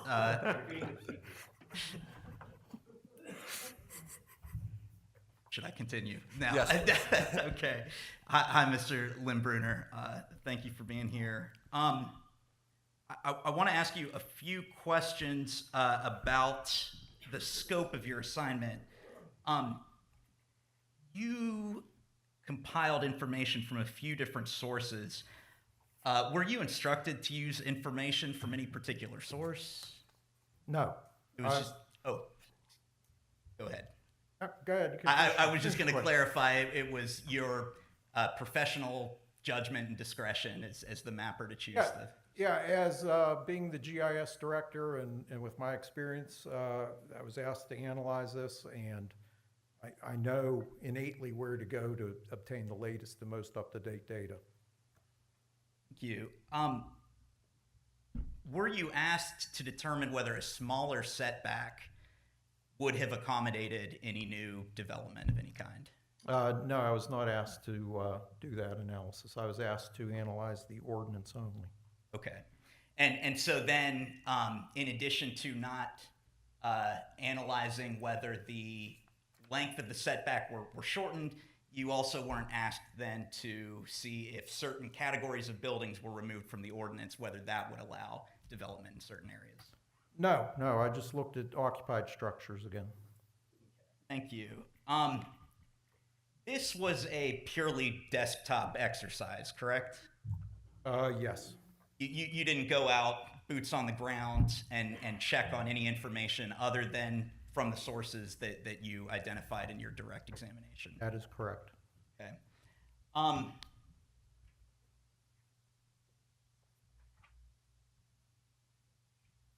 To look at some of those categories, I want to start with property lines.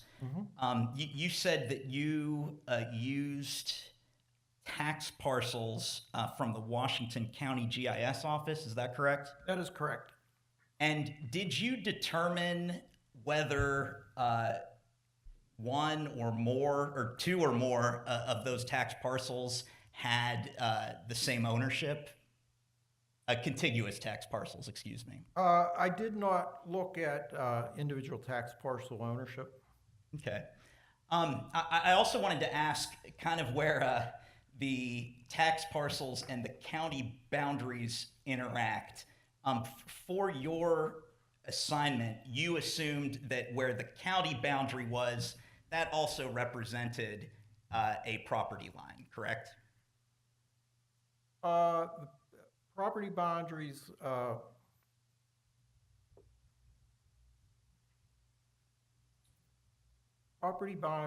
along the county, it may almost create a ragged edge because there's different assessments, which a parcel might be assessed in Allegheny, it might be assessed in Cecil. So I took all the parcels and clipped them to the county and the township boundary because I didn't want to look at any parcels or any properties outside of Cecil Township. I was looking exclusively within Cecil Township. Understood. Maybe if I could ask a more pointed question. I believe Ranges Council asked you about the little area directly north of the Augustine George well pad, and I'm looking at Figure 5 of your exhibit. So to take this parcel where that little area is as an example, there would not be green within 250 feet to the southwest of the red county line there, correct? Yes, there's no green there because basically the county line is 250 feet or closer to those property lines. In addition, that parcel, I believe, is the turnpike, and so no development could occur on it. Okay, but that would apply throughout your map, correct? That there is a 250-foot setback from the county line, regardless of whether or not one person owns property on both sides of that line.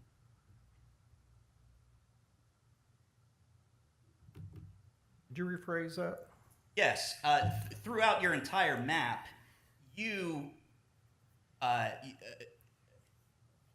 your green islands here are drawn 250 feet from a county line or a township line, for example, even if the person on the other side of that line owns property on both sides? No, those green, let's call them the green islands, as you called them, those are drawn 250 feet inside any parcel that's completely located within Cecil Township. Only the parcels located completely within Cecil Township. Yes. Okay. Now, when you define parcel, are you just defining it in the exact same way that the tax parcel maps define it? That was my source I used for the analysis. Which obviously, if our tax parcel maps are only from the county, they are not going to be tracking whether or not ownership of that property extends to the other side, correct? Some cases they do, and some cases they don't. As I said, it's. You don't know whether they do here. No, I don't. Okay.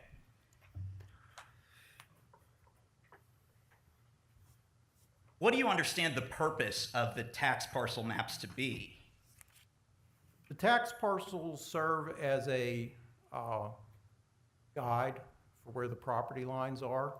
Obviously, the property lines in the real world don't fall exactly where the county has a map.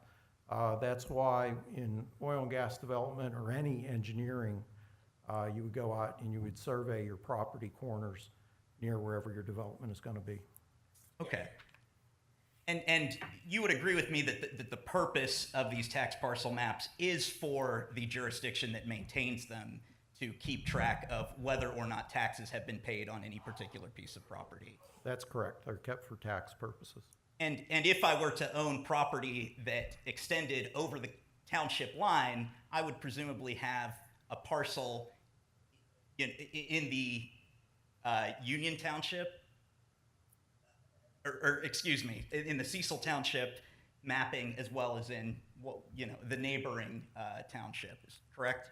Generally, the townships,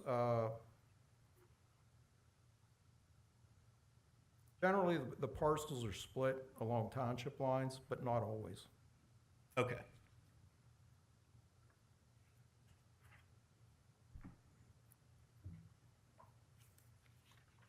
I noticed,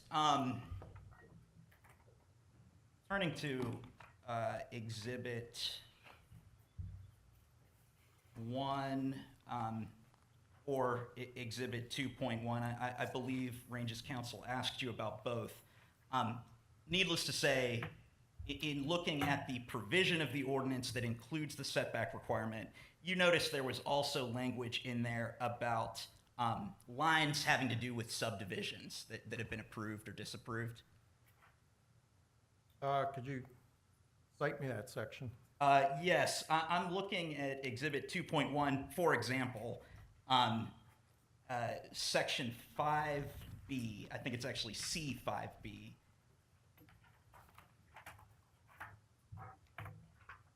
Okay, I'm there at C5B.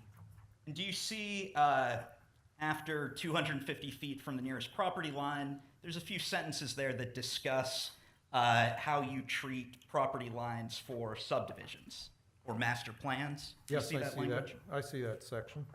And then it goes on to say, looking at the last sentence of that paragraph, that there is this, there is a different setback of 1,000 feet from the nearest lot line of the approved subdivision or plan. My question is, do you know whether any of the boundaries that are part of this Cecil tax parcel layer are have to do with approved subdivisions? I have no idea. Okay, that wasn't part of your analysis? No, it was not. Okay.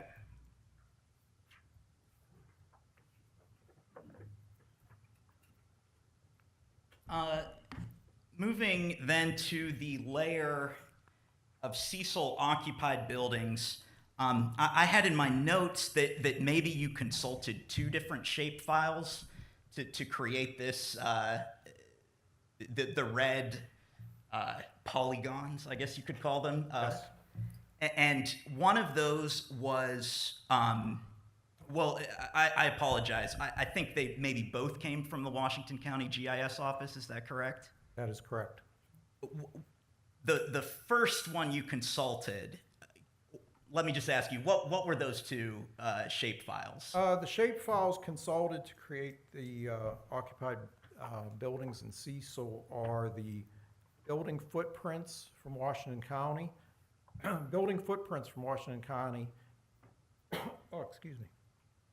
include your house, garage, church, chicken coop, shed, barn.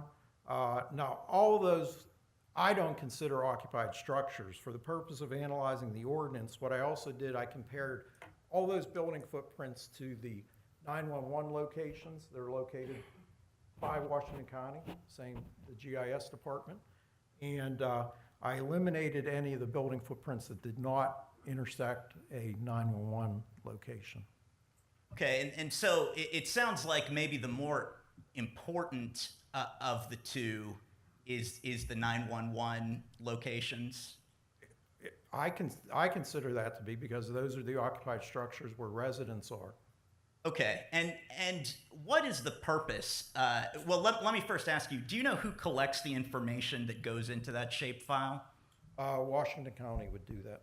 Okay, and do you know the purpose for which they are collecting it?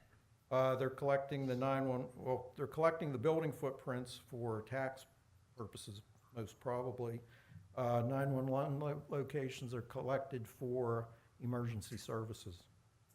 If a residence were to be occupied at one point in time and later vacated, would it still be reflected on the 911 location map? Yes, it would be. Okay. Even though there's not a resident there, it would still require emergency services for police, fire, et cetera. So even that layer then would not, or sorry, that shape file then would potentially include buildings where no one resided? Theoretically. Or that weren't currently operated as a business? No, any addressed location, I believe, would be in that 911 address. I suppose my question is, do you know whether information is culled from that shape file when there is no longer a business operating at that location or no longer a resident living there? That would be a question for the Washington County GIS department. Okay, so you do not know? No, I relied on their data. Okay. I think I have one more question. In drawing the pink bubbles, for lack of a better term, that we see here on Figure 5, you measured out what 2,500 feet would be from the edge of any of those red polygons to draw those pink bubbles, correct? What we do is we analyze, we take the occupied building structures, and then we buffer them by 2,500 feet, and then that obviously creates a series of bubbles, as you described it, and that's how you get that round edge image, I guess you would call it. Are those bubbles drawn in two-dimensional space, or do they follow the topography of the land? They're drawn as the crow flies. Okay, so it could be that if, for example, a house is up on a hill, that actually, as the crow flies, a location that is 2,500 feet as the crow flies would be actually more than that distance if you were to actually walk it on the ground, correct? Theoretically, yes, it would be. It might be a little bit further. Let's say you would walk down a hill, across a valley, and up the other side. It might be a little bit further than 2,500 feet. But the ordinance does not. The ordinance just sets a buffer distance. It does not say, a ground measurement from each of the structures to an available area. Well, even if we were to imagine this in three-dimensional space, though, and you had a 2,500-foot bubble around a building, that would not necessarily, you could actually have a building as the crow flies that's 5 feet, but if there's a steep enough grade, that bubble would not be touching anything at the bottom of that cliff, correct?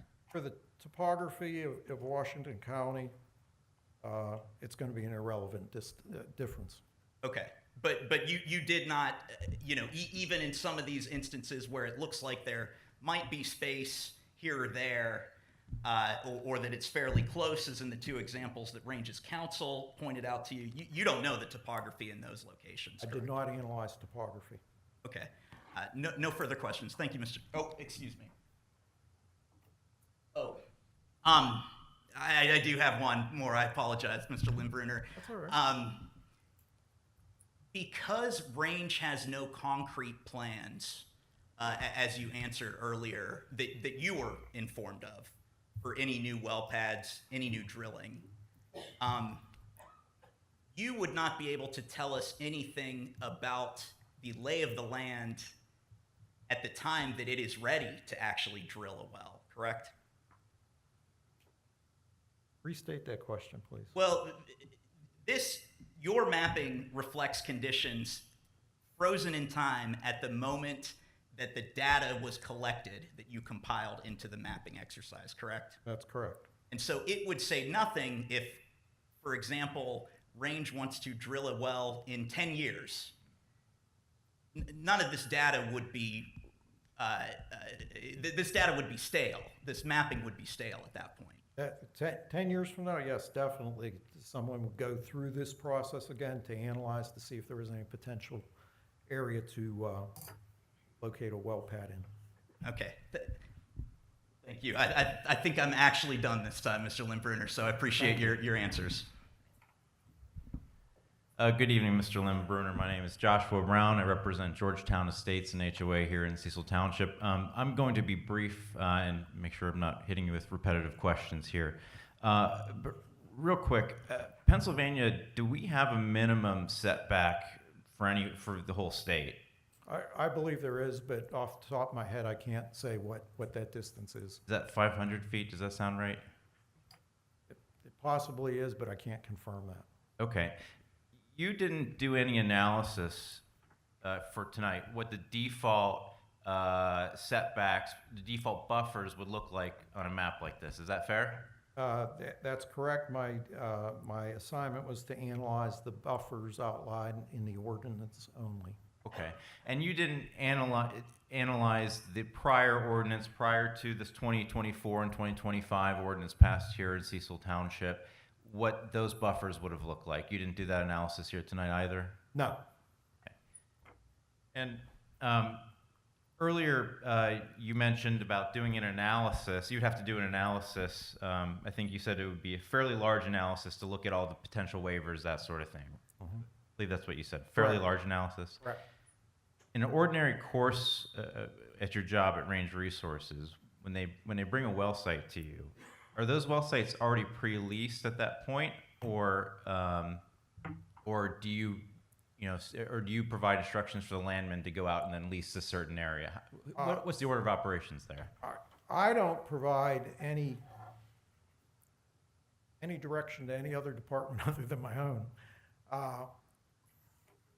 The process, when we're asked to analyze an area, there may theoretically be a well there may not. Okay. So I believe that was your question. Yeah, so when you do your analysis, you're not considering whether or not it's leased at that point? That is correct. Okay. And as far as you know, Range Resources would never drill in an area that they don't have leased, is that right? That would be called a trespass, and we Okay, do not I do agree. that. Okay, I have no further questions. Do any other objectors, council, have questions? No. Ms. Brown, do you have any redirect? No redirect. Okay. Members of the board, do you have any questions for the witness? Neither do I. And with that, thank you, sir. Thank you. Mr. Volz, with your permission, we're ready to call our next witness. Please do, yes. We note that the time is 9:05. We would like to continue, we would like to complete this witness's testimony tonight. It is not expected to be long. But if we're going to start, we'd like to not have to call her back again. I think it would be in everybody's best interest to get this witness's testimony on the record tonight, and including cross-examination. So if we go beyond 10 o'clock, that's fine. I say we continue moving forward with Thank this. you very much. Just as a housekeeping matter, is this Range's last witness? It is Range's last witness. We have a few other evidentiary issues to introduce into the record, but those shouldn't take very long. Okay, great. We're calling to the stand Sarah Black.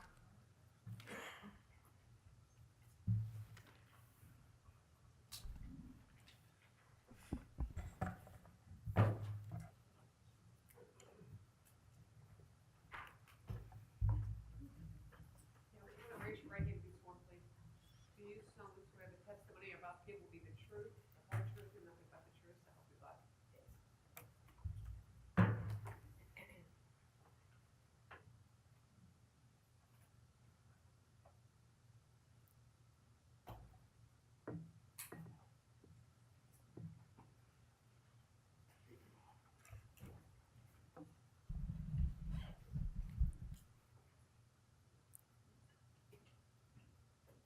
Good evening, Ms. Black. Could you please state your full name and spell your last name for the record?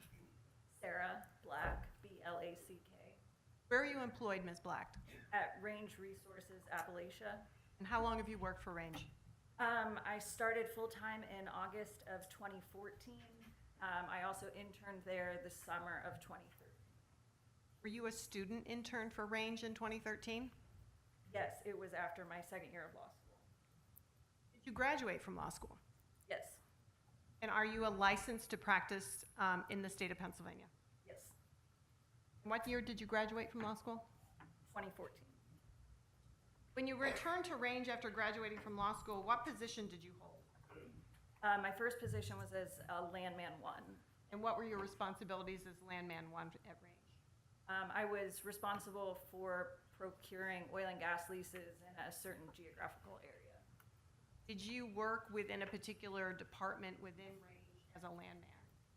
Yes, the leasing team is part of the land department. During your employment with Range, how long have you held a role within the leasing team?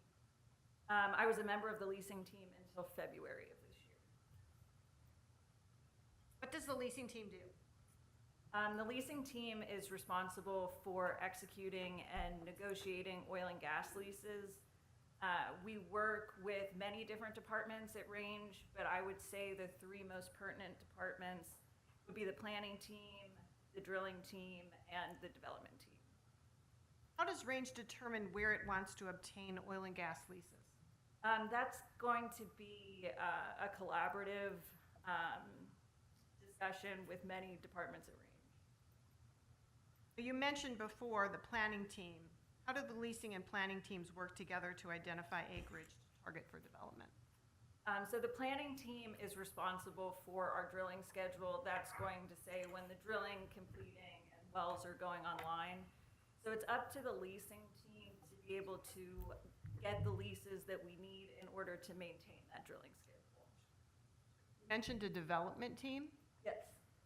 How do the leasing and development teams work together to identify acreage to target for development? The development team has three main responsibilities. They are establishing units, which is a collection of oil and gas leases. They are running title to determine ownership of the oil and gas and performing curative work. So the development team is putting together their collection of leases or their unit, and then the leasing team is responsible for obtaining those leases within the unit. You also mentioned a drilling team. Yes. How do the leasing and drilling teams work together to identify acreage to target for development? So the drilling team are the folks who are actually physically drilling the oil and gas wells. The drilling team is going to determine the reachable acreage, and then the leasing team is going to target that acreage for development. Do you You mentioned that the drilling team determines the reachable acreage. Reachable from what? From the existing range well pads. Have you been involved in all of these different aspects of the leasing team's work with the planning, development, and drilling teams? Yes. Now, prior to your recent position change, what was your position within the leasing team? The last position I held on the leasing team was a staff landman. What were your responsibilities as staff landman?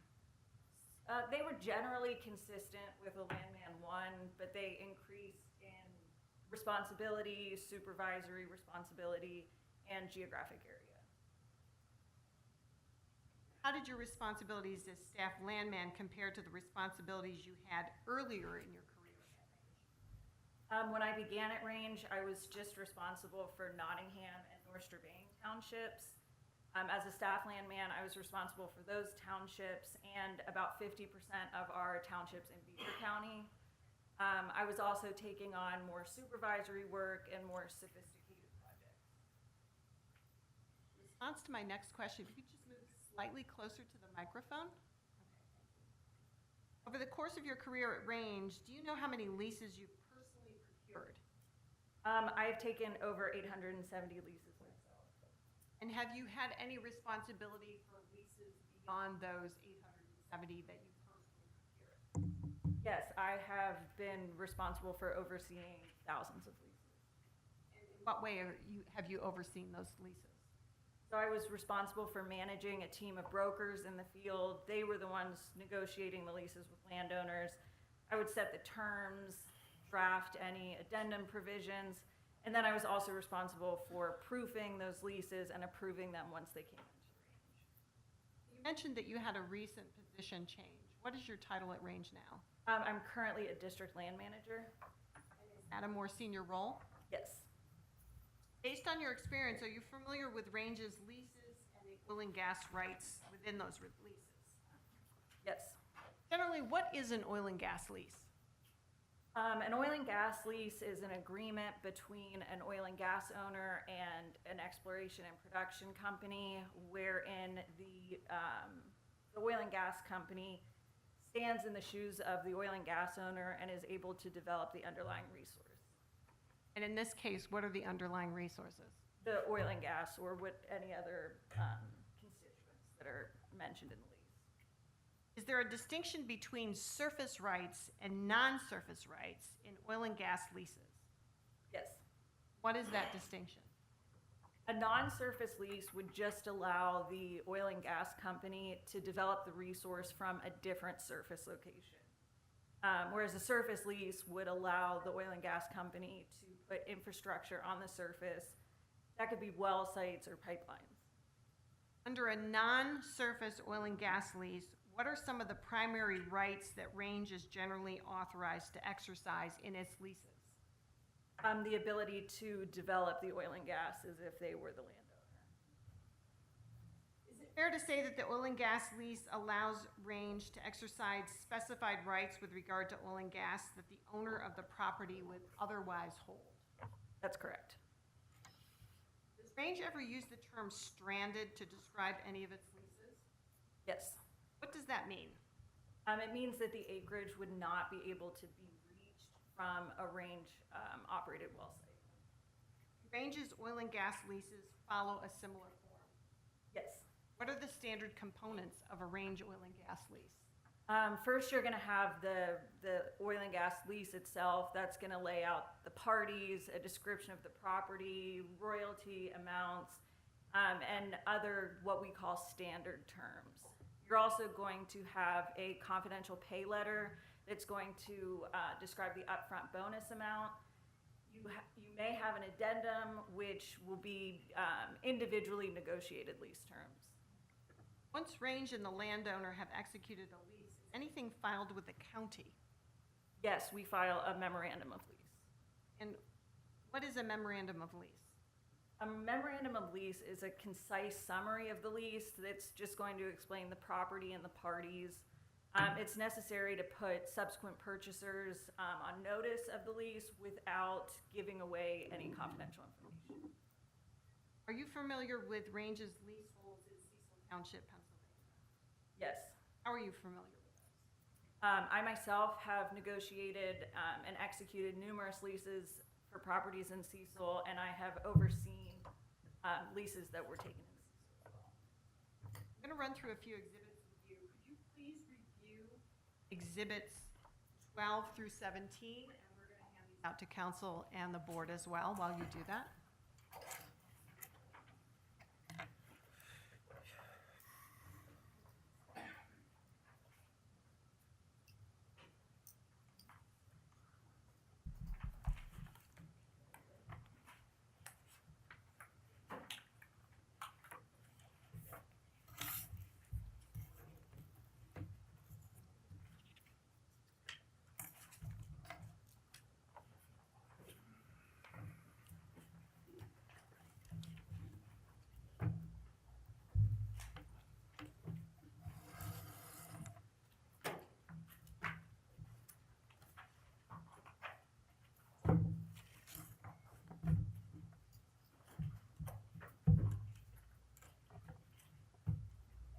I'm ready when you are.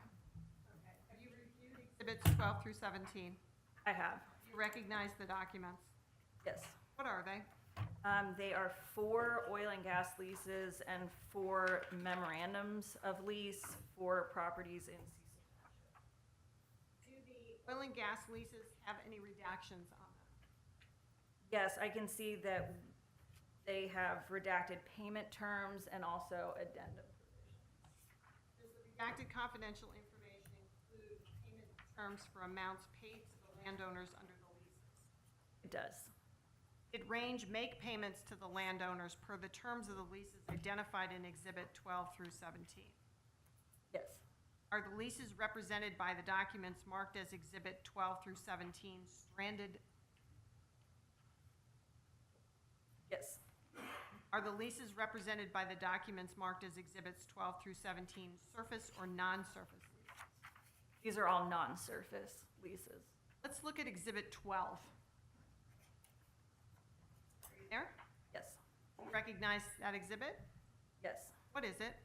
It is an oil and gas lease between Range and John Lejevic. Does Exhibit 12 cover property located in Cecil Township? Yes. Please turn to Exhibit 13.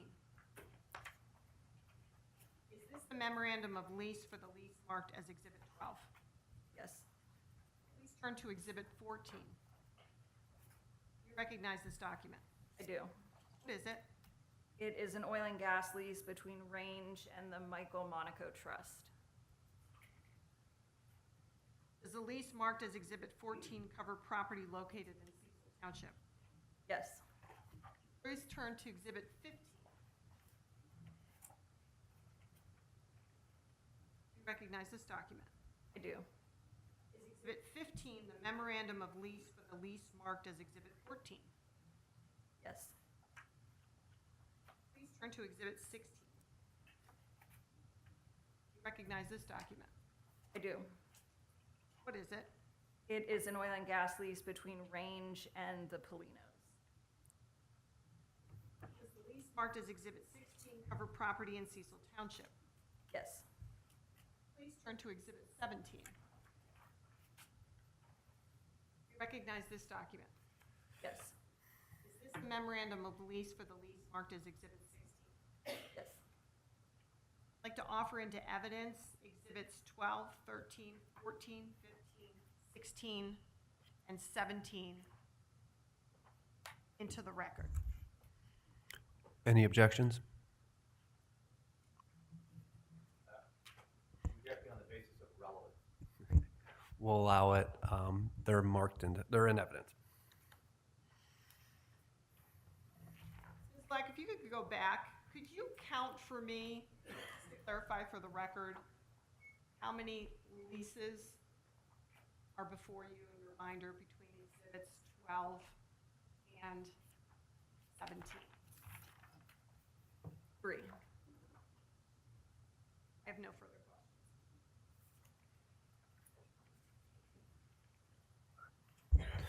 Ms. Moore, are you ready to cross-examine? Good evening, Ms. Black. Let's talk first about outlining a little bit about what you do and what you don't do at Range Resources, okay? I think you just said your most current position is District Land Manager, correct? Yes, Okay, so currently, you are managing a group of land agents, is that fair? I am no longer on the leasing team. I am currently on the development team. Okay. Where I am managing our title and curative. Up until you became a district land manager, you were working with the leasing teams, right? Yes, Okay, but at this point, you are now on the development team. correct. Okay, very good.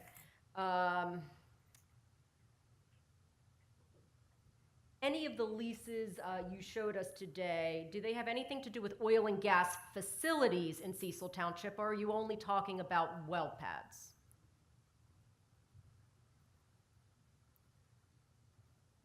I'm not sure that, could you rephrase? On any of the leases you showed us this evening, are these all for the leasing of oil and gas subsurface rights? Is that correct? Correct. Okay. On any of those leases, is Range seeking to put an oil and gas facility on any of the properties? I don't have knowledge of that. Okay. These are non-surface leases, but. Okay, very good. So all of these leases are you're just talking about subsurface rights. You do not have access to anybody's surface rights on these leases you showed us this evening, correct? Correct. If we wanted to use the surface, we would separately negotiate. And you haven't for these three leases. I don't have knowledge. So that's a no. You're not showing us a surface lease, correct? These are non-surface leases. Okay, thank you.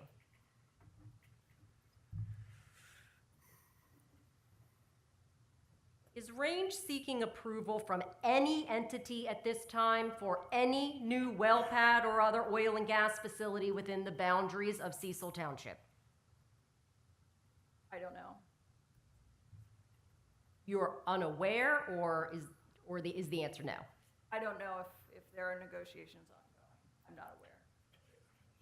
Okay, not talking about negotiations necessarily, but we'll go through the sequencing a bit. But at this point, does Range Resources, do you know if they are seeking approval for any well pad or any oil and gas facility in Cecil Township? So seeking approval from any entity.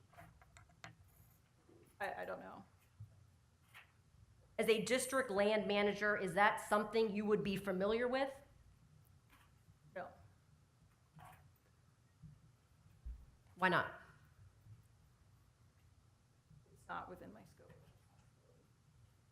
Okay, so your scope of responsibility is to work on the development of leases for where Range wants to put a well pad. That fair? Yes, I'm generally aware of the locations of our well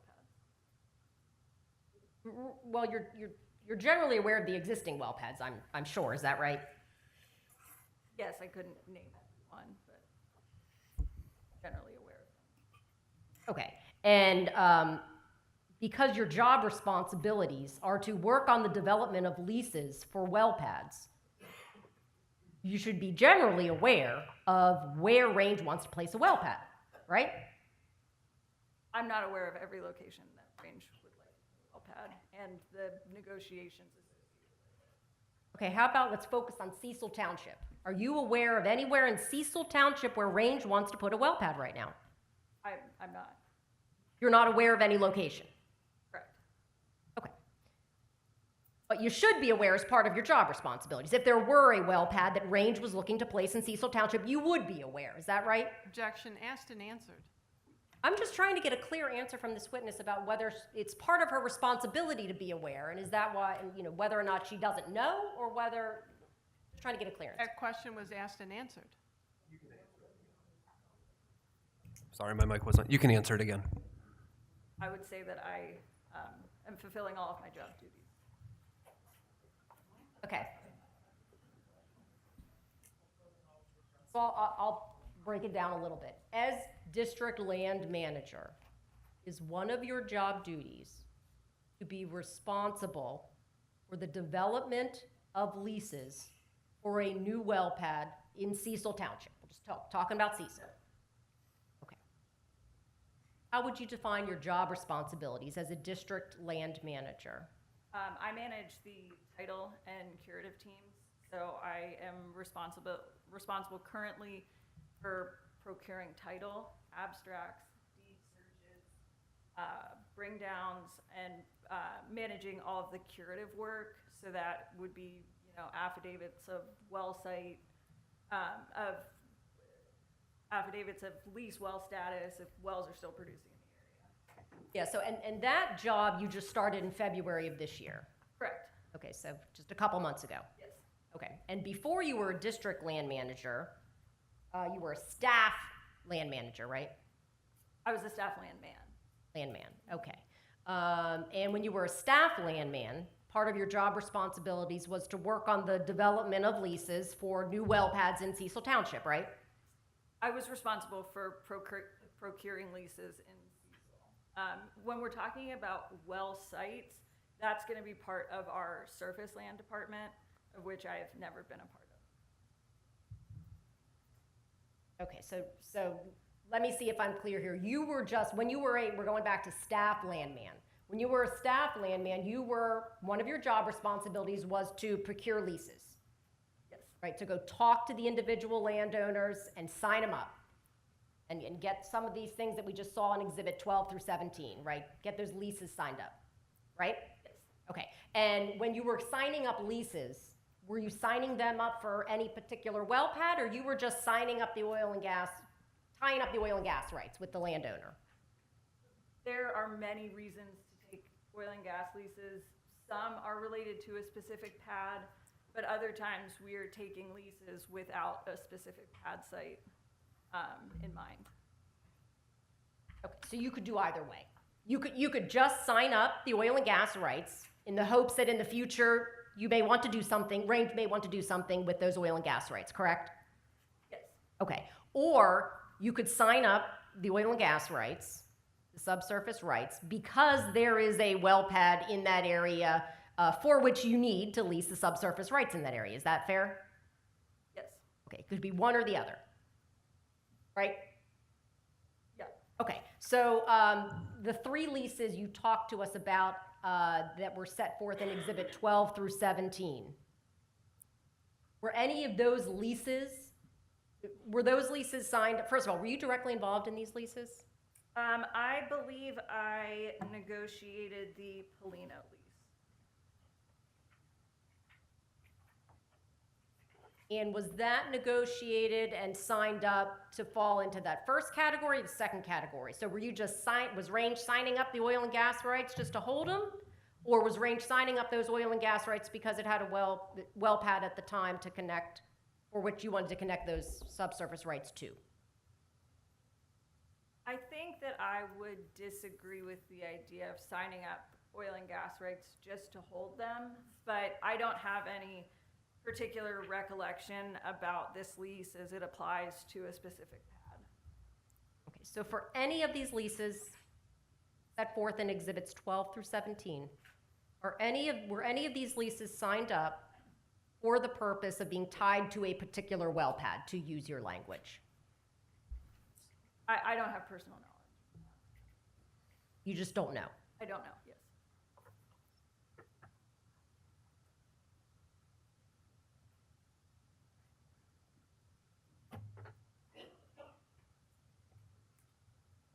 Okay, now you've spent your career with Range, correct? Yes. Okay, and a lot of it in leasing, right? Correct. Okay, so you're generally familiar with the sequencing of events to get to a new well pad site, aren't you? I have difficulty with the idea that there's a specific sequence of events, but I understand the general process. Okay. So, and you can help correct me if I'm wrong here, but I'd like to understand the sequencing, and I'd like you to help me walk through it. So first, Range does some geological studies to determine if and where it wants to place a new well pad site. Would you agree with me? I wouldn't say that there's a consistent process. Okay. So sometimes it goes one way, the sequencing goes one way, and sometimes it goes another way, right? Yeah, I would just say in general, it's a very collaborative process where it's not necessarily steps 1 through 10. It's departments working together. Okay. But generally speaking, there is a need to do some geological studies to determine if and where Range wants to place a well pad. Would you agree with me that you kind of have to do some exploration first to see if you even want to put a well pad somewhere? Yeah, I would agree that we do geologic studies. And that comes earlier in the process. You'd agree with me, right? I don't have a lot of knowledge about that. Okay. Well, you don't go get a permit and then do a geological study, right? You don't get like a permit from the DEP and then go do a geological study. Is that right? I don't know that. Does that make sense? I don't know. Okay. And do you typically sign up a bunch of subsurface rights leases and then figure out whether you want to put a well pad there? Does that happen? That can happen. Okay. And it could also happen the other way, where you Range decides to put a well pad and then goes and leases the subsurface rights in that area, right? Yes. Okay. And I think you already told us for exhibits 12 through 17, you're not sure which process we were talking about for these leases. Correct. Okay. Well, you use the term stranded for these leases, right? These 3 leases. Yes. Okay. And why are they stranded? Because they are not able to be reached from an existing Range well pad. Okay. And are you able to show us on the map where these 3 leases are? Where the land associated with these 3 leases are? No. You don't know where it is? No. Okay. The addresses are on the lease though, right? Yeah, the addresses and the tax parcel Okay. information easily accessible on the county website. Okay. And when you said you can't, Range can't access these 3 leases from any of its existing well pads, you mean that Range can't access them from the 5 well pads it currently has in the township? Is that what you're saying? Correct. Okay. Can Range access them? Have they explored whether they can access these particular subsurface rights from anywhere outside of the township, from a well pad anywhere outside of the township? There's nothing stopping a well from being drilled in between township lines, but I am not aware of any specific location outside of the township to drill into. Okay, well, before coming here tonight and telling the board that these 3 leases are stranded, have you done any of that research? Have you done any of that inquiry to determine whether these particular properties can be accessed from other locations? I'm sure it's been part of the analysis, but I'm not personally aware of any locations that we've determined that these properties can be reached from. Okay, so when you say stranded, what you mean is that Range can't access these 3 leases from those 5 well pads. Is that what you're saying? Yes. Okay.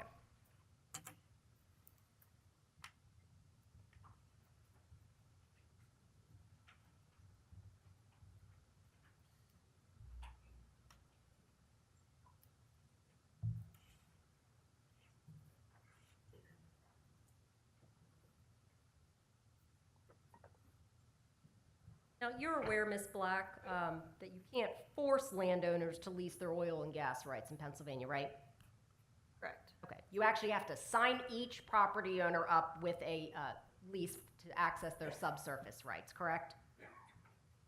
Yes, in order to obtain a lease, the oil and gas owner have to execute it. There's no forced pooling in Pennsylvania, right? Not that I'm aware of. And you have to pay these landowners for the rights to access their oil and gas rights.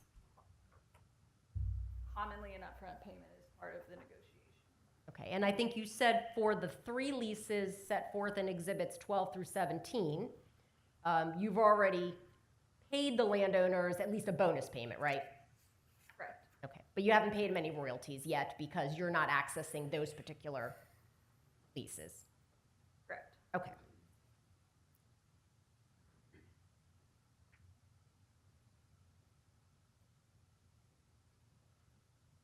when you were a staff landman, was part of your job responsibilities to do any analysis into looking into where any new well sites would be? Was that part of your job? No, Whose job is that? Which group? I would say primarily the surface land group.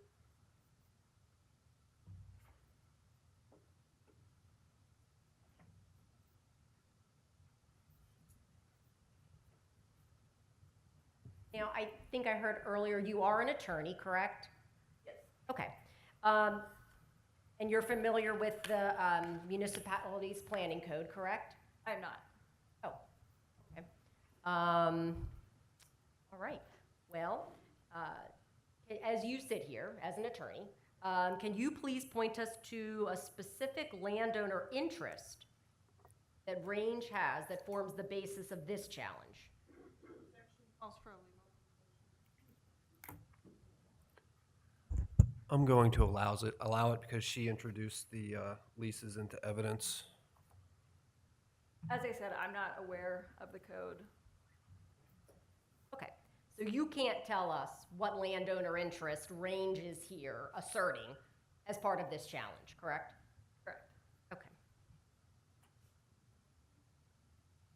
You talked a little bit about different types of leases that Range may enter into with a landowner, right? You could have they could lease subsurface rights, correct?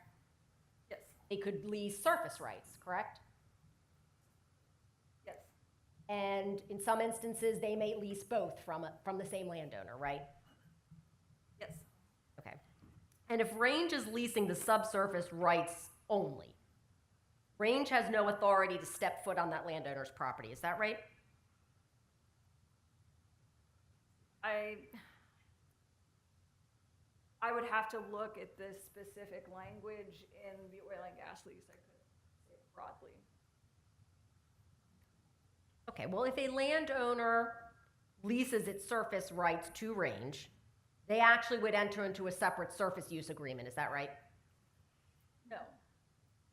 Okay, at what point does the surface use agreement come into play? It may not. Many oil and gas leases allow surface use activities, so there would not be a need for a separate agreement. Okay, so there may be instances where Range is leasing the subsurface rights and has some surface access built into the lease, right? That's one example. Yes.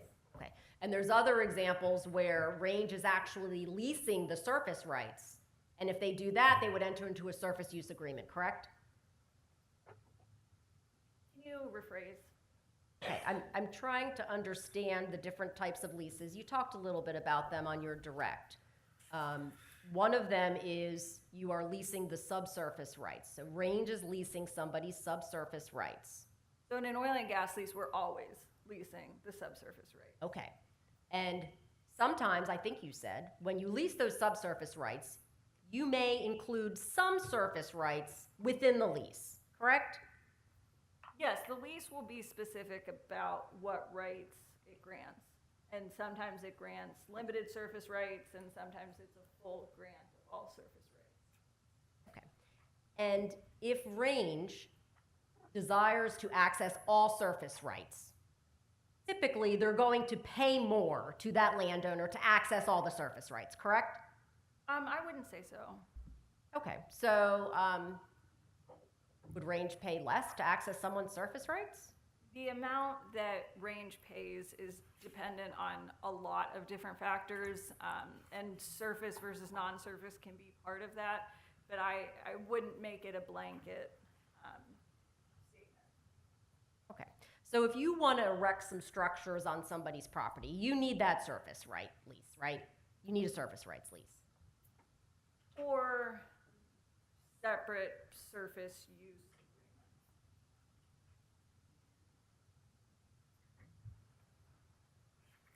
agreement. You need some kind of legal authority to be able to do something on the surface of somebody's property, correct? Yes. Okay, you need a lease or a surface use agreement or something, right? Yeah, I think there's many ways that you can get permission to.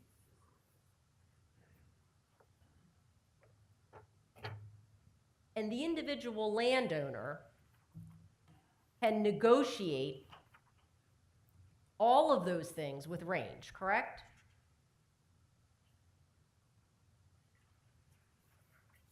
Yes, Okay. An individual landowner can negotiate whether and to what extent it wants to allow range to utilize the surface of its property, correct? I don't want to be overly particular, but there are instances where an oil and gas owner could grant access to a surface that they don't own. Can you explain that to me? An oil and gas owner could sign a surface use lease for property that they don't own the surface of. How does that work? This is oil and gas law. I didn't want to go down an avenue, but dominant versus a subservient estate. Okay, so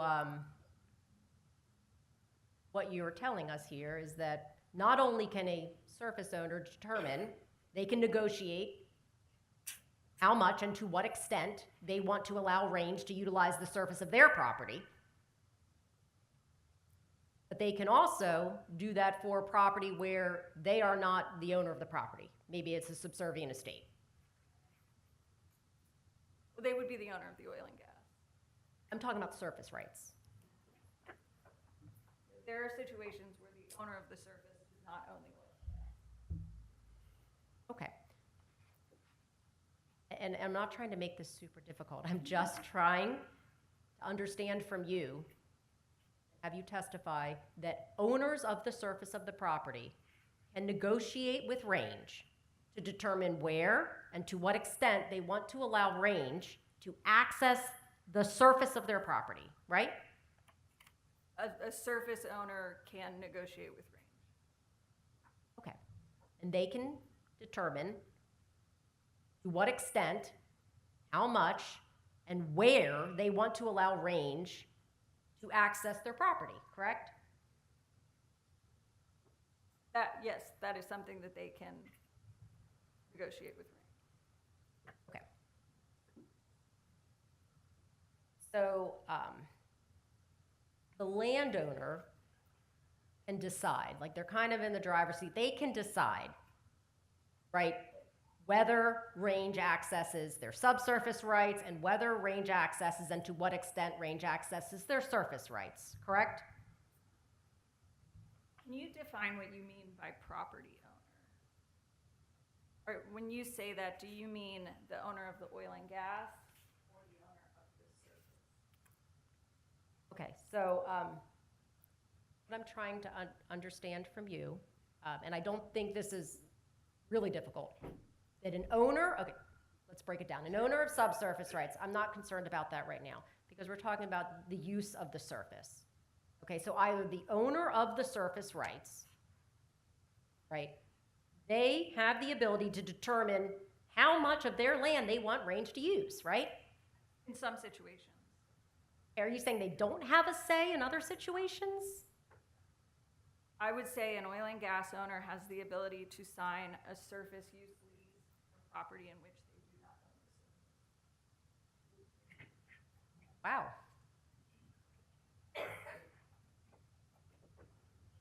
Okay. So,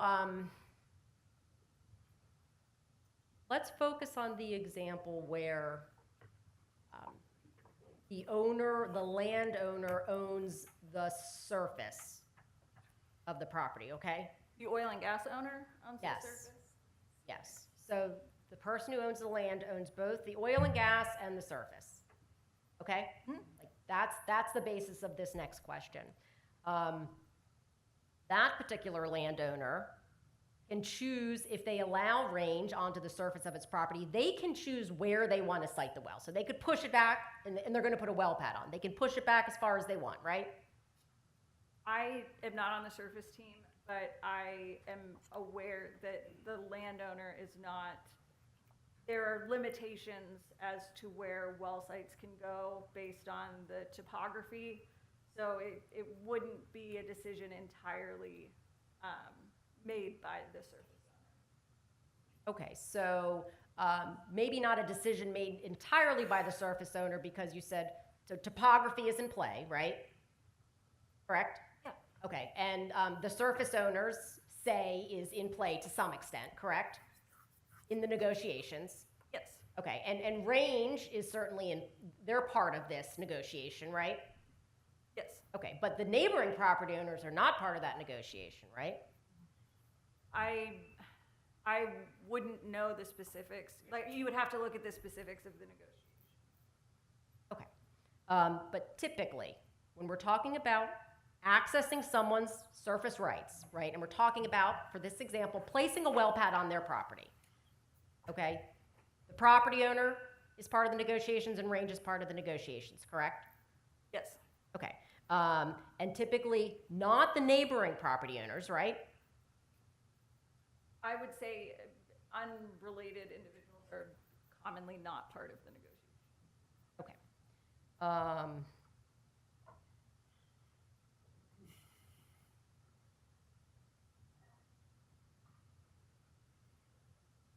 So these unrelated people in Cecil Township, unless they are actively negotiating with range,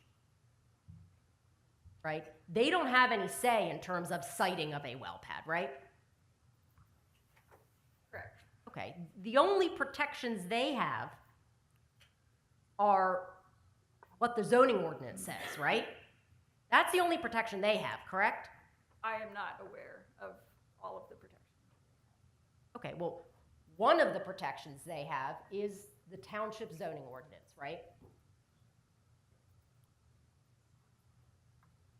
Yes, I don't have any knowledge of the ordinance, but it's my understanding that there are setbacks in the ordinance. Okay, and within a township zoning ordinance, the Board of Supervisors makes decisions based on health, safety, and welfare to determine where and how large a setback should be as it relates to a well site. You have a general understanding that that's the case? I do not. Okay. You do understand there are setbacks in zoning ordinances, right? I have listened to these hearings. I have knowledge based on that. Okay, are you generally aware? I mean, you're a lawyer and you've been in this line of business for a long time. You're aware that there are setbacks in any township zoning ordinance, correct? You're familiar with the concept? I understand what a setback is. Okay. And as it relates to an oil and gas well site, you've heard at least tonight, there are setbacks in Cecil Township's zoning ordinance, right? Yes. Okay. And you're aware that the Board of Supervisors makes decisions on where those setbacks should be and how, taking in health, safety, and welfare, taking in appropriateness, they make a decision on where those setbacks can be. Objection. Lex Foundation.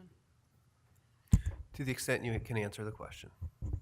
I do not have any personal knowledge as to what the Board of Supervisors takes into account.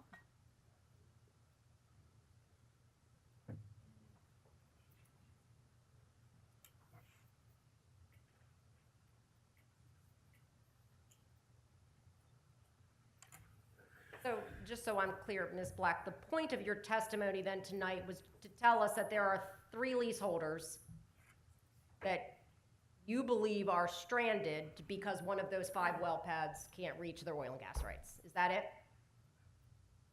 I'm not sure that I can say what the point of that is. Okay, yep, neither can I. I'm done, thank you.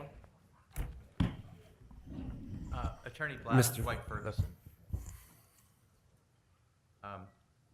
Range, through its development team, has access to mapping and information showing the parts of Cecil Township to which Range already has access to extract oil and gas. Is that correct? I'm not sure. Can you clarify what access means? You're able to extract oil and gas already. We have mapping software that shows our leasehold position.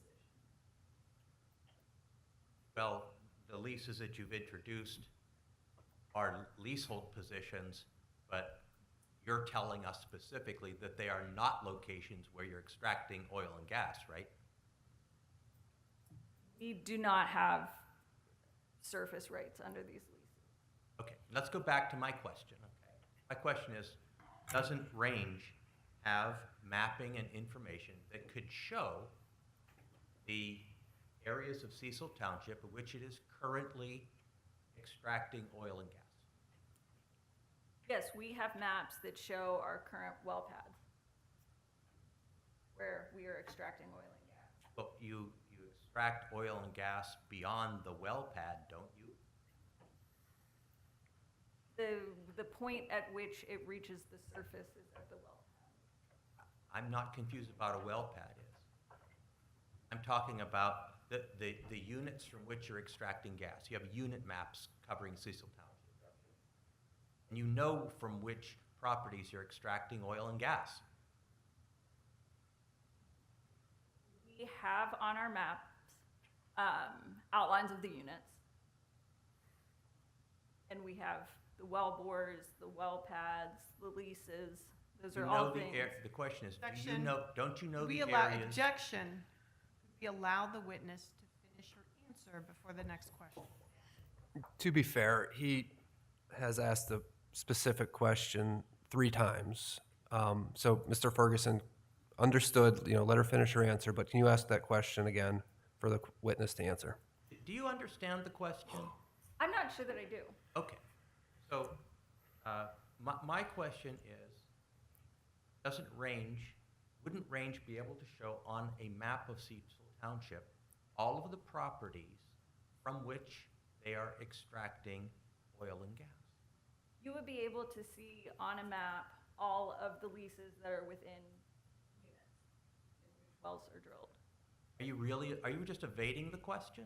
I'm not, no. Okay, because you're the same person who introduced leases from which there's no oil and gas being extracted. So obviously a map of leases is not responsive. I'm asking you whether you have maps that show the properties from which oil and gas is being extracted. That wouldn't include leases from which oil and gas is not being extracted. So do you have such maps? A map that would show the tax parcels that are included within the physical boundaries of a unit? Yes, we would have that. From which you're extracting oil and gas.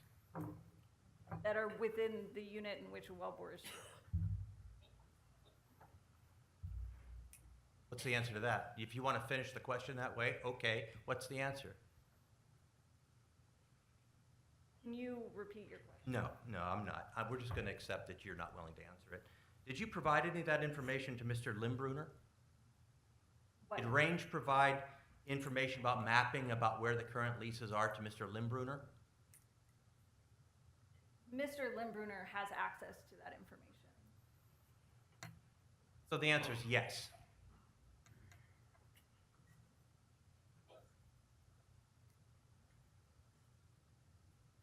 All right?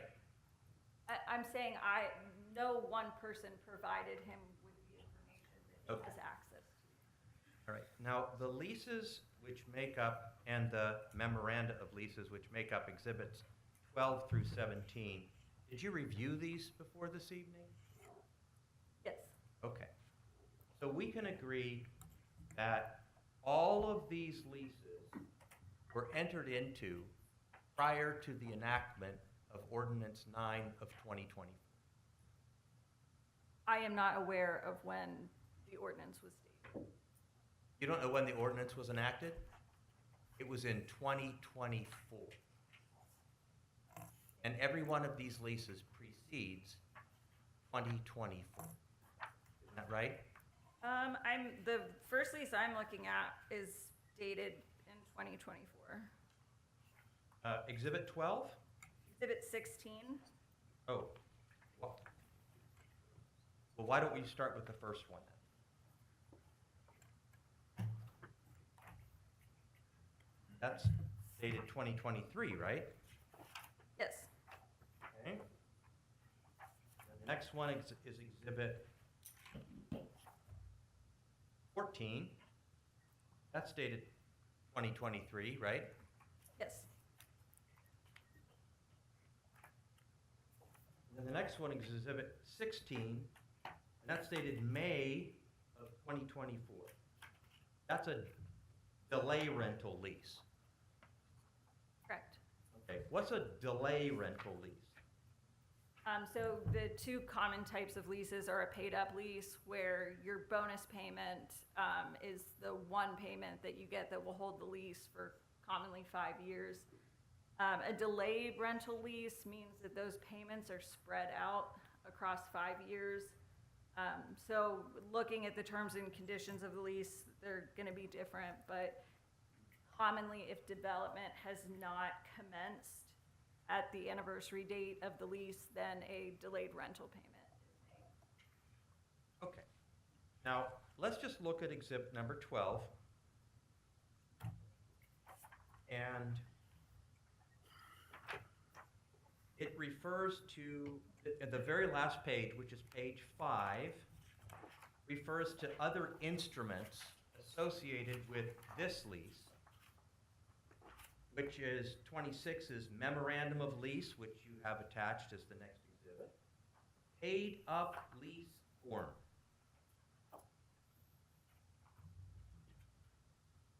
Next is the surface use restriction clause, and 29 is an addendum and pay letter attached. Let's turn back to the page 8. It says confidential exhibit A. Is that part of the addendum?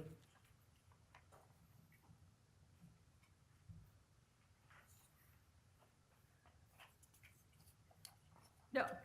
That's the confidential pay letter, right? Yes. Okay. Because in paragraph 29 it says confidential pay letter which is labeled exhibit A, which are attached here to and made a part hereof. Now you told Attorney Moore that there really wasn't much of a pattern here in terms of the process of negotiating a lease. Let's read confidential exhibit A, or let's just refer to this as the this is the confidential pay letter. Now, can we agree that every oil and gas lease has a confidential pay letter? I would not agree with that. Most of them do. Many of them. Many modern leases. Okay. So the second paragraph, so this is, a person has signed this lease, that is the landowner already signed this lease, right? Then they get to the confidential pay letter. The second paragraph says, the lease is reviewed to ensure that the proper persons have appropriately executed the lease. In other words, you want to make sure that the person who signed the lease actually owns the oil and gas rights. Is that one of the reasons why that phrase is in there? Yeah, Range commonly will run title prior to acceptance and payment of oil and gas. Okay. That the oil, gas, and coal bed methane rights are intact and owned by the lessors. And it says the lands covered by the lease remain desirable to Range, and determine the status of any other oil, gas, and coal bed methane leases that may be active on the leased premises. About a certified title examination. Then the landman, never call anybody land persons, then submits the result of the title review along with the lease and a detailed map of the leased premises to Range for processing and approval. Then the lease is further reviewed by a member of Range's Land Administration Department. The property is placed on Range's land maps and the lease information is input into Range's computer system. Range management then reviews the lease terms and conditions thereof, and if approved, the accounting department is instructed to make the appropriate lease payments as they come due. So a person could sign the lease. I mean, this lease in particular, this person, the landowner, can sign the lease, and as it turns out, as the confidential, as the pay letter says, Range may just determine this is no longer desirable. And they do have the right to not accept the lease. Correct. Okay. So, is the viability of the extraction of oil and gas one of the items that is reviewed in connection with a lease of this form? I don't understand viability of extraction. Well, so there could be a geologic viability, right? And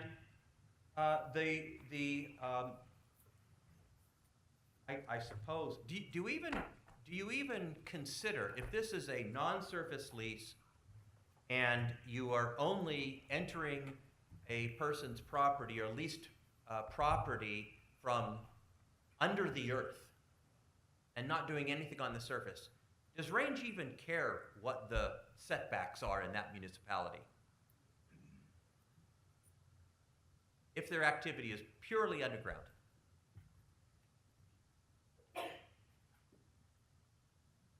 Yes, I would say Range would be interested and or concerned with the setbacks. In the situation where you have a wholly non-surface lease, only drilling under a person's property, what conceivable interest would Range have in the applicable zoning setbacks?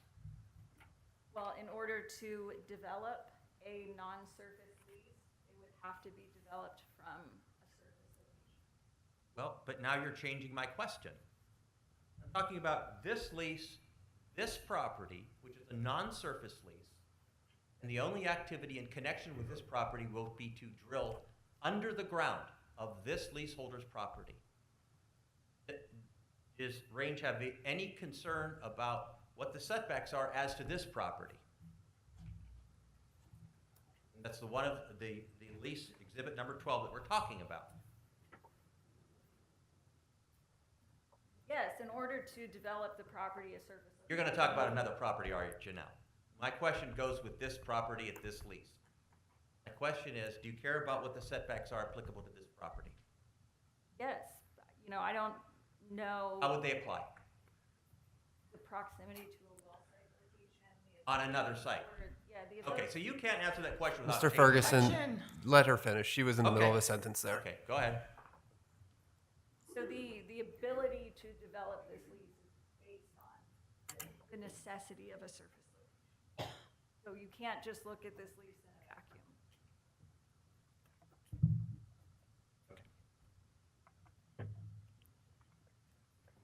Now, ordinance number 9 of 2024 was enacted on November 4th of 2024 with an effective date 5 days later, which was November 9th of 2024. That's over 5 months ago. Are you aware of any actions that Range had to take in connection with its 5 permitted well pads or well sites in Cecil Township since the enactment of ordinance 9 of 2024? Can you repeat the question, please? Sure. So, Ordinance 9 of 2024 was effective on November 9th, 2024, 5 months ago. Do you know of any actions that Range has had to take in connection with its existing 5 permitted drilling sites or well pads in Cecil Township since the enactment of that ordinance? I'm not.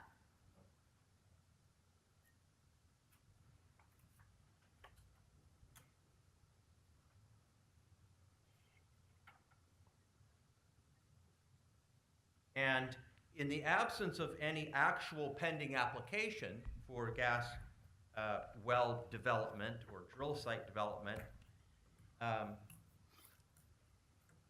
the enactment of Ordinance 9-2024 Cecil hasn't required any changes in connection with any of Range's existing well pads. Is that right? I don't know. You're not aware of Cecil attempting to retroactively apply the ordinance to existing well pads? I don't know. Has Range taken any steps to modify its leases with landowners to require the grant of a waiver to the spacing requirements as a condition of the lease? I don't know. And as the district, you're now the district land manager, is that right? Yes. And do you have is it within your authority to direct land persons to modify the terms of Range's leases that they offer to landowners? No. Who has the authority to direct those changes? That would be the leasing manager. The leasing manager. And is it within the scope of your responsibility, given your long experience, to make recommendations to the leasing manager as to terms that would be beneficial to Range to include in their leases? No. That's outside the scope of your responsibilities? Correct. And if you were to make such a recommendation, you would be rebuffed for stepping outside the scope of your responsibilities? Is that why you would not make such recommendations? I just haven't. I can't say what the reaction would be. Okay. You haven't because you haven't had any occasion to make recommendations with regard to leases anymore? Correct. Okay. You understand that under the ordinance which is being challenged by Range, that there is no zoning district in the entirety of Cecil Township in which oil and gas development is not permitted? I don't know that.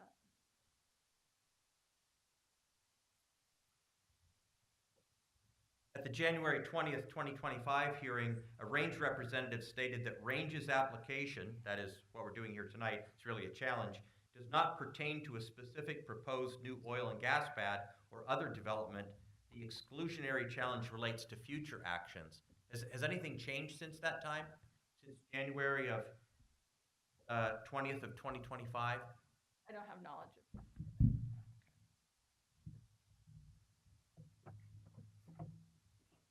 The challenge was filed on December 27th, 2024, nearly 4 months ago. Has Range, to your knowledge, has Range experienced any hardship as a result of the zoning hearing board not having rendered a decision on the challenge yet? I don't have personal knowledge.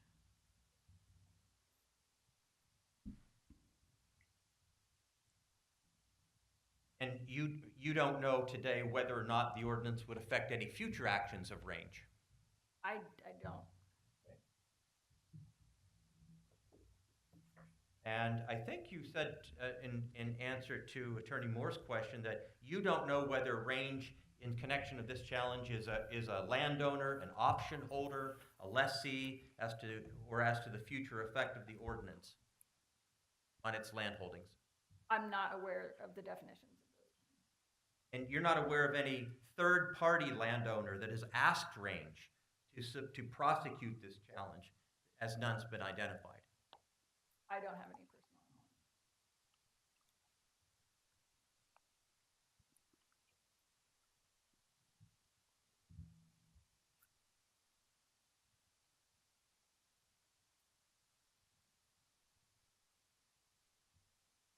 And you're not familiar with the waiver provisions, other than what you learned from our discussing them this evening with Mr. Limbrunner?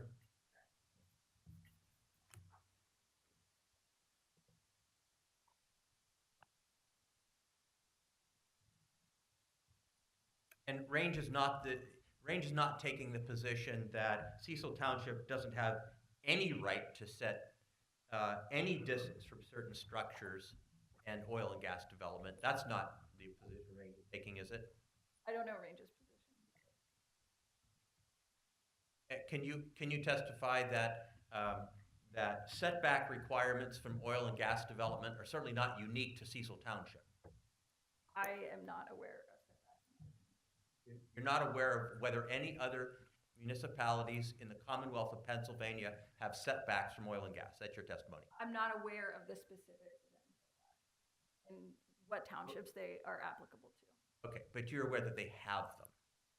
I'm generally aware, yes. Okay, Cecil Township isn't unique in its idea of having setbacks.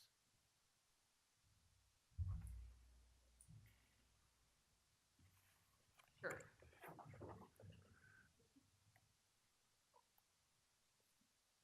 And you're unaware of range isn't purporting to prescribe what an appropriate setback would be. Certainly, you're not here I'm to do not. that. Okay. That's all the questions I have. Thank you, Attorney Black.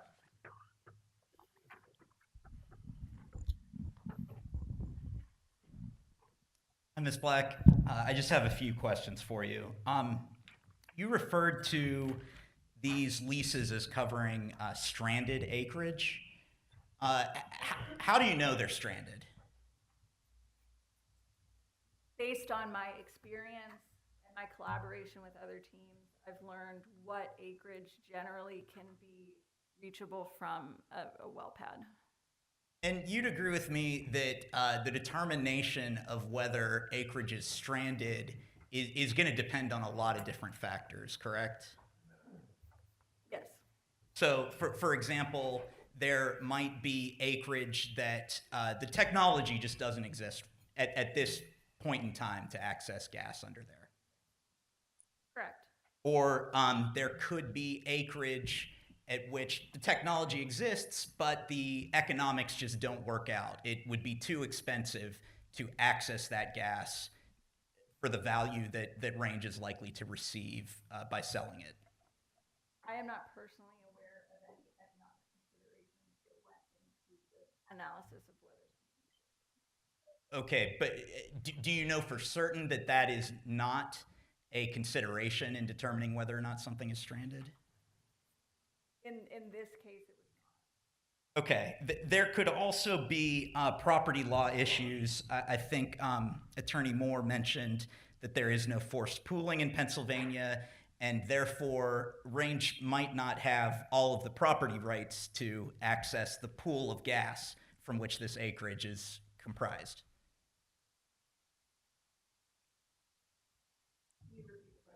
Well, let me ask, as to these specific leases, do you know if Range has all of the property interests it would need to extract gas from under these specific properties? I think we're a couple steps ahead. Without having a pad location, I don't know all of the leases that we would need in order to develop that well. Okay, and there could also be regulatory restraints, correct? I'm not personally aware of regulatory constraints, but I am aware that they exist. Okay. Are you aware of whether or not regulatory constraints factor into a determination as to whether acreage is stranded? It was not part of the consideration as to whether these leases were stranded. And when you say that, does that include local land use regulation? Just these leases are stranded because they are unable to be developed from current Range well pads. Okay. Are you able to say that but for the setbacks that are at issue in this appeal, you would be able, and it would be economic, to extract gas from under these properties? I don't know that. Okay. And so you don't really know if a ruling from this board would put Range in a position where it could actually take advantage of the gas under these properties? Correct. Okay. Do you know whether there are any leases in Cecil Township that are stranded solely as a result of the setbacks at issue in this appeal? Can you repeat that, please? Are you aware of any leases in Cecil Township that are stranded solely as a result of the setbacks at issue in this appeal? I don't know. Okay. I guess another way to say it would be, if these setbacks were removed, you're not aware of any leases that you know for certain Range would have every approval and be able to economically take advantage of that lease. Correct. Okay.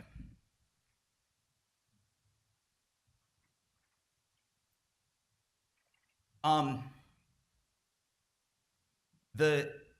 setbacks at issue in this case have been in effect in one way or another since, I believe, November of 2024. Is that your understanding? I don't have any personal knowledge. Okay. Well, let me ask, are you in charge of securing waivers from landowners for purposes of complying with the setbacks here? No. Okay. Do you know if anyone is in charge of that? I believe that would fall under our surface land umbrella. Okay. Are you aware of whether or not they've requested waivers from anyone? I'm not. Okay. Are you aware of whether Range has done any analysis of how many waivers it would need to access any stranded gas in Cecil Township? I'm not aware of any analysis relating to waivers. Okay. And that would include then any analysis of the cost, maybe, of obtaining waivers, either in negotiations or through contract. Correct. I don't have any knowledge about any waiver analysis. I think that's all I have. Thank you, Ms. Black. No redirect, Your Honor. Any questions from the board?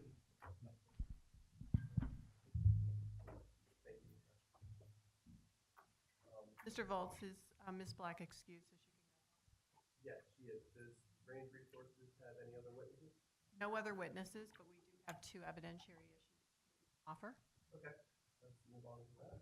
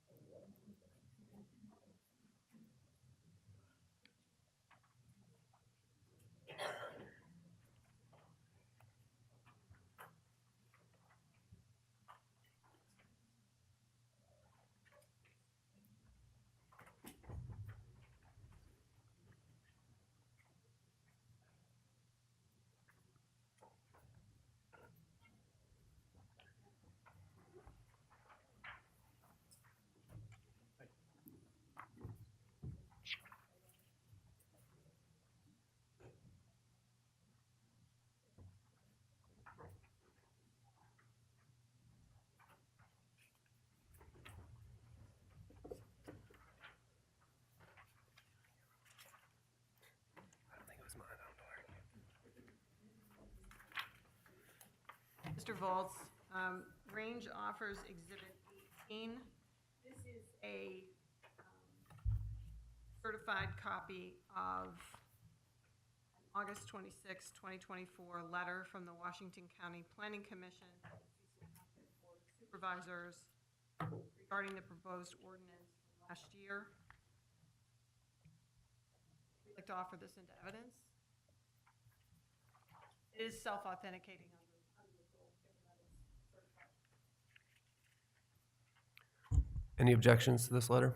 So, yes, I mean, first of all, relevance, but second of all, the County Planning Commission issued a series of letters in response to numerous versions of the ordinance that was ultimately passed by the supervisors, which is not been reviewed.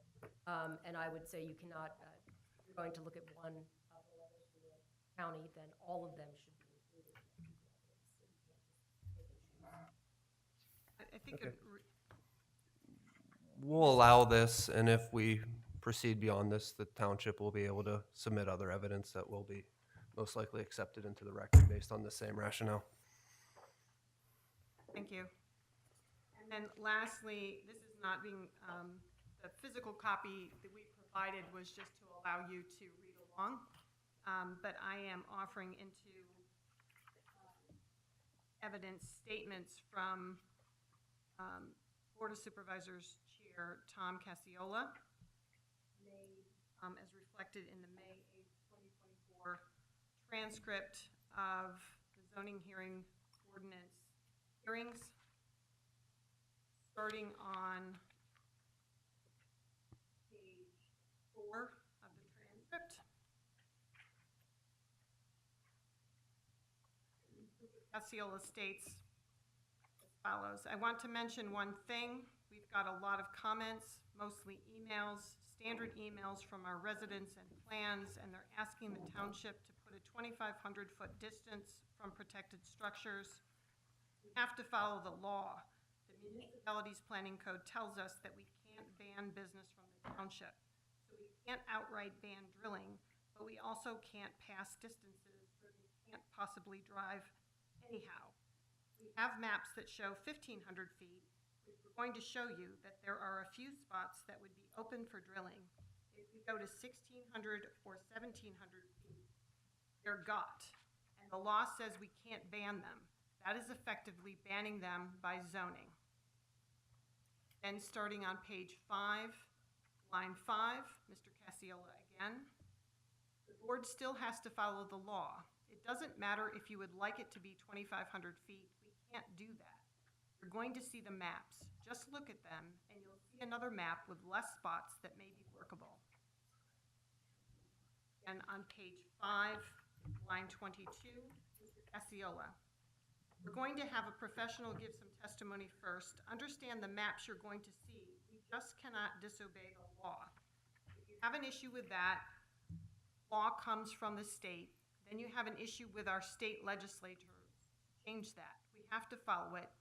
Nobody on this board can vote for something that violates the law. So you will see that 1,500 feet in some spots work, but again, we're working on it. With that evidence, range rests. And I'd like to place some objections on the record. Okay. Ms. Moore? Thank you. First of all, Mr. Cacciola is not a lawyer, so he cannot opine on the law. Second of all, this board underwent an extensive series of hearings. There were at least 5, maybe 6 hearings related to this matter. And just like you would a deposition transcript at trial, you can't cherry pick bits and pieces. And if you're going to put in a portion of this transcript, I would offer that the entirety of all of the transcripts of all of the hearings should be entered into evidence and not just this one piece. Finally, there is a waiver concept that this board ultimately came up with towards the end of the series of hearings. And that waiver concept is included in the final ordinance, which has now been repealed, so it doesn't exist anymore. But it is included in ordinance number 5 of 2025, and it's also included in the oil and gas facilities section of ordinance number 5 of 2025. So that waiver concept is a concept that the board ultimately came to a conclusion on that was not in effect in May of 2024. To that objection, I'd just like to add that I don't know how to characterize the introduction of a transcript of a person making repeated statements about violating the law by enacting a 2,500-foot setback, where the party offering this as evidence has already rested without attempting to actually corroborate what law is he talking about. There is no such law. And so it's simply misleading. It doesn't really have any place in the hearing because they've already rested and they can't offer anything that he's talking about other than some opinion that he may have. I believe you had an objection. Yes, just echoing what Mr. Moore and my colleagues said down at the bottom of the table. This is obviously, I would say this is hearsay. If they wanted to have Mr. Cacciola testify, they could have brought him here to testify. As Gretchen, Ms. Moore said just a minute ago, there was multiple revisions of this ordinance after these statements were made. I mean, so it's not relevant, it's hearsay, it should not be admitted. I would also just add briefly that usually transcripts involve some sort of oath that's given to someone who's testifying, and I don't believe that there's any indication or any statement that these were statements provided under oath, which I think would distinguish this from other sorts of deposition transcripts or trial transcripts. Just playing devil's advocate, why would this not be a statement against interest from the one of the township supervisors, cautioning the acknowledgement that Mr. Cassiola is not an attorney. Mr. Cassiola cannot make binding legal determinations on the township, but just accepting this as evidence of something that he said, why would that not be relevant to this proceeding as a statement against the township's interest? Mr. Cassiola himself is not the party, right? The Mhm. party is a board which can only act by a majority of the board. So Mr. Cassiola on his own doesn't find anything or anyone. And I would reiterate again, he's not an attorney, so there's legal opinions here. They can't be because he's not an attorney, and they can't be viewed in a vacuum. And if you're going to view this statement, I don't think what you do, you need to view and put in the entirety of the 5 or 6 hearings, and take a look at all of that. And I think you can very clear. Attorney Brown, how is this relevant to, how is Mr. Cassiola's opinion in May relevant to whether the ordinance as enacted in November and amended or reintroduced in April in any way relevant to whether or not it's a de facto exclusion? It's an acknowledgement that a certain setback amount, will it be an exclusionary ordinance, and that business cannot occur. And so it is collaborative and corroborative of the evidence that Range just put on, that certain setbacks that were being considered at that time that were then surpassed in distance by the enacted ordinance would result in a total exclusion of oil and gas business in Cecil Township, which is, as Mr. Cassiola recognized, a violation of the law. I would note that Range did not rest its case before I read the transcript. I do the agree with record. that, yes. You finished And your it- witnesses, you did the evidentiary it- thing, and so I agree with you on that. And it is a statement against interest, and the board needs to speak through human beings, just like corporations do. Can I rebut this? Mr. Volt, may I respond real quickly? Just to repeat something that's already been said. This is in May 2024. I think there's 4 or 5 different versions of this ordinance. There's been 2 different versions of this ordinance just here today.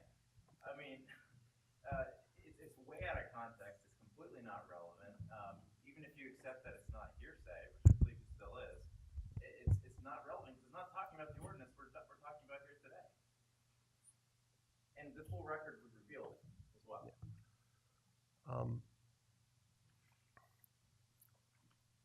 Mr. Volz, Just one more point. We'll go Ms. Moore and Yeah, then back to Ms. Brown. To be clear, I already explained, as the ordinance progressed and changes were made over the course of many, many months, the waiver concept was one concept that was introduced. I would also say that at the time in May, I believe, the board was still considering ordinance overlays, right? So there would be overlay districts. They ultimately got rid of that concept, right? So there is no overlay map. So it's, you're talking about looking at a map and an ordinance at a point in time that is no longer relevant in any way, shape, or form. again, I will point out, this is not about what specific proposal was under consideration at the time. It is about Mr. Cassiola's acknowledgement that certain setbacks of certain distances would result in exclusion of oil and gas development in the township. And he recognized that. He recognized that for a setback that was much lower than the setback that was ultimately adopted in the 2024 and then again in the 2025 ordinance. This is corroborative of Range's testimony from its expert GIS professional that the ordinance excludes oil and gas development in Cecil Township. On page 5, he referenced you're going to see the maps. Just look at them. Does Range have copies of those maps that he's referring to, showing apparently that 2,500 feet would be exclusionary? 2,500 feet? No, we developed that map, Mr. Goldstone. No, but Mr. Cassiola writes, it doesn't matter if you would like it to be 2,500 feet. We can't do that. You're going to see the maps. Were those maps ever provided to Range or anywhere else, presumably showing that 2,500 feet would be a complete exclusion?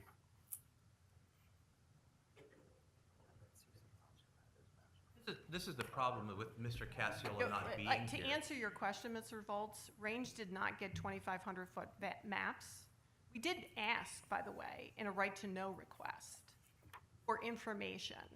And I would note for the record that the township has not responded fully to that request. That request was made before the ordinance was adopted. And then we made another request recently in March. There were productions for both requests. However, number of documents were withheld from Range. Range is still awaiting those documents. After appeal to the Office of Open Records, the Office of Open Records ordered the township to produce over 100 documents to Range, finding that they were improperly withheld.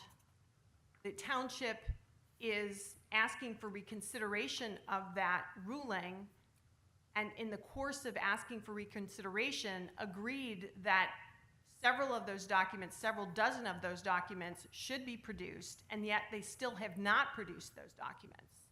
And so while Range is willing to close its case based on the evidence that's available to us now, we have not yet received from Cecil Township the information that we requested in a Right to Know Act, and we reserve our right, once we do get access to those documents, and they are properly produced to Range, to offer them into evidence in support of its challenge. First, Don't have access to those records right now, Mr. Volz, because to the extent they exist, or they still exist, they've been withheld. Mr. Volz, the Office of Open Records has not yet made a final determination in that matter. Once it does, the township will do whatever the Office of Open Records tells it to do, period. And to the extent Ms. Brown thinks she can just keep this open now because there's some secret map or document, that's absurd. She's put in her case, she's resting tonight. This is an exclusionary challenge. Everything they have, they need, right? Everything they had, they've put on. There's nothing secret that's, going to be some magic bullet that's going to show them, prove their case for them. They have the burden to prove their case. No, I agree with you, Ms. Moore. Range's case has been entered into the evidence. We are going to take a recess. I am going to ask that we take one more executive session before we depart for the evening, if that's all right with the parties. Basically some scheduling issues, and shouldn't be long, but just a few minutes before we set up the other future hearings potentially. Mr. Volz, to that end, before you do go back in executive session, I don't know if this will make a difference, but on behalf of the township, I was going to and would like the opportunity to make a motion, the equivalent of a motion for a directed verdict, in a sense, dismiss the case, because I don't believe they've met their burden of demonstrating to this board that they have standing, that this case is ripe, that it's not moot, and that should even be considered any further after today. Okay, we'll discuss that as well when we're back in executive session.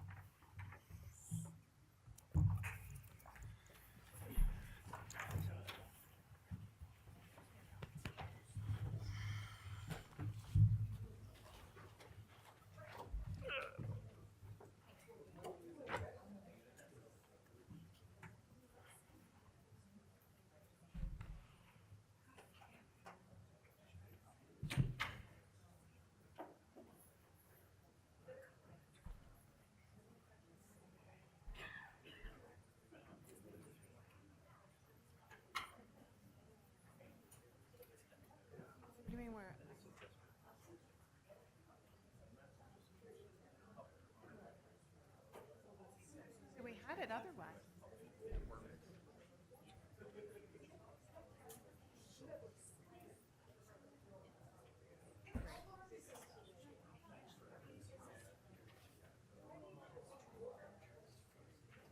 Yeah, I mean, it was definitely an order.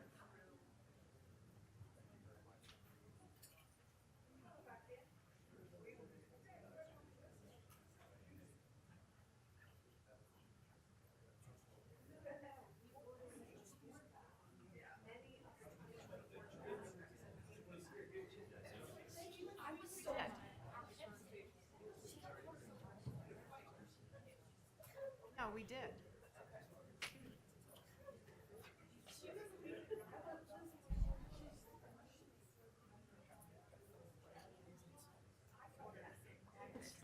For Alice Meyer. Yes. Alice Meichter?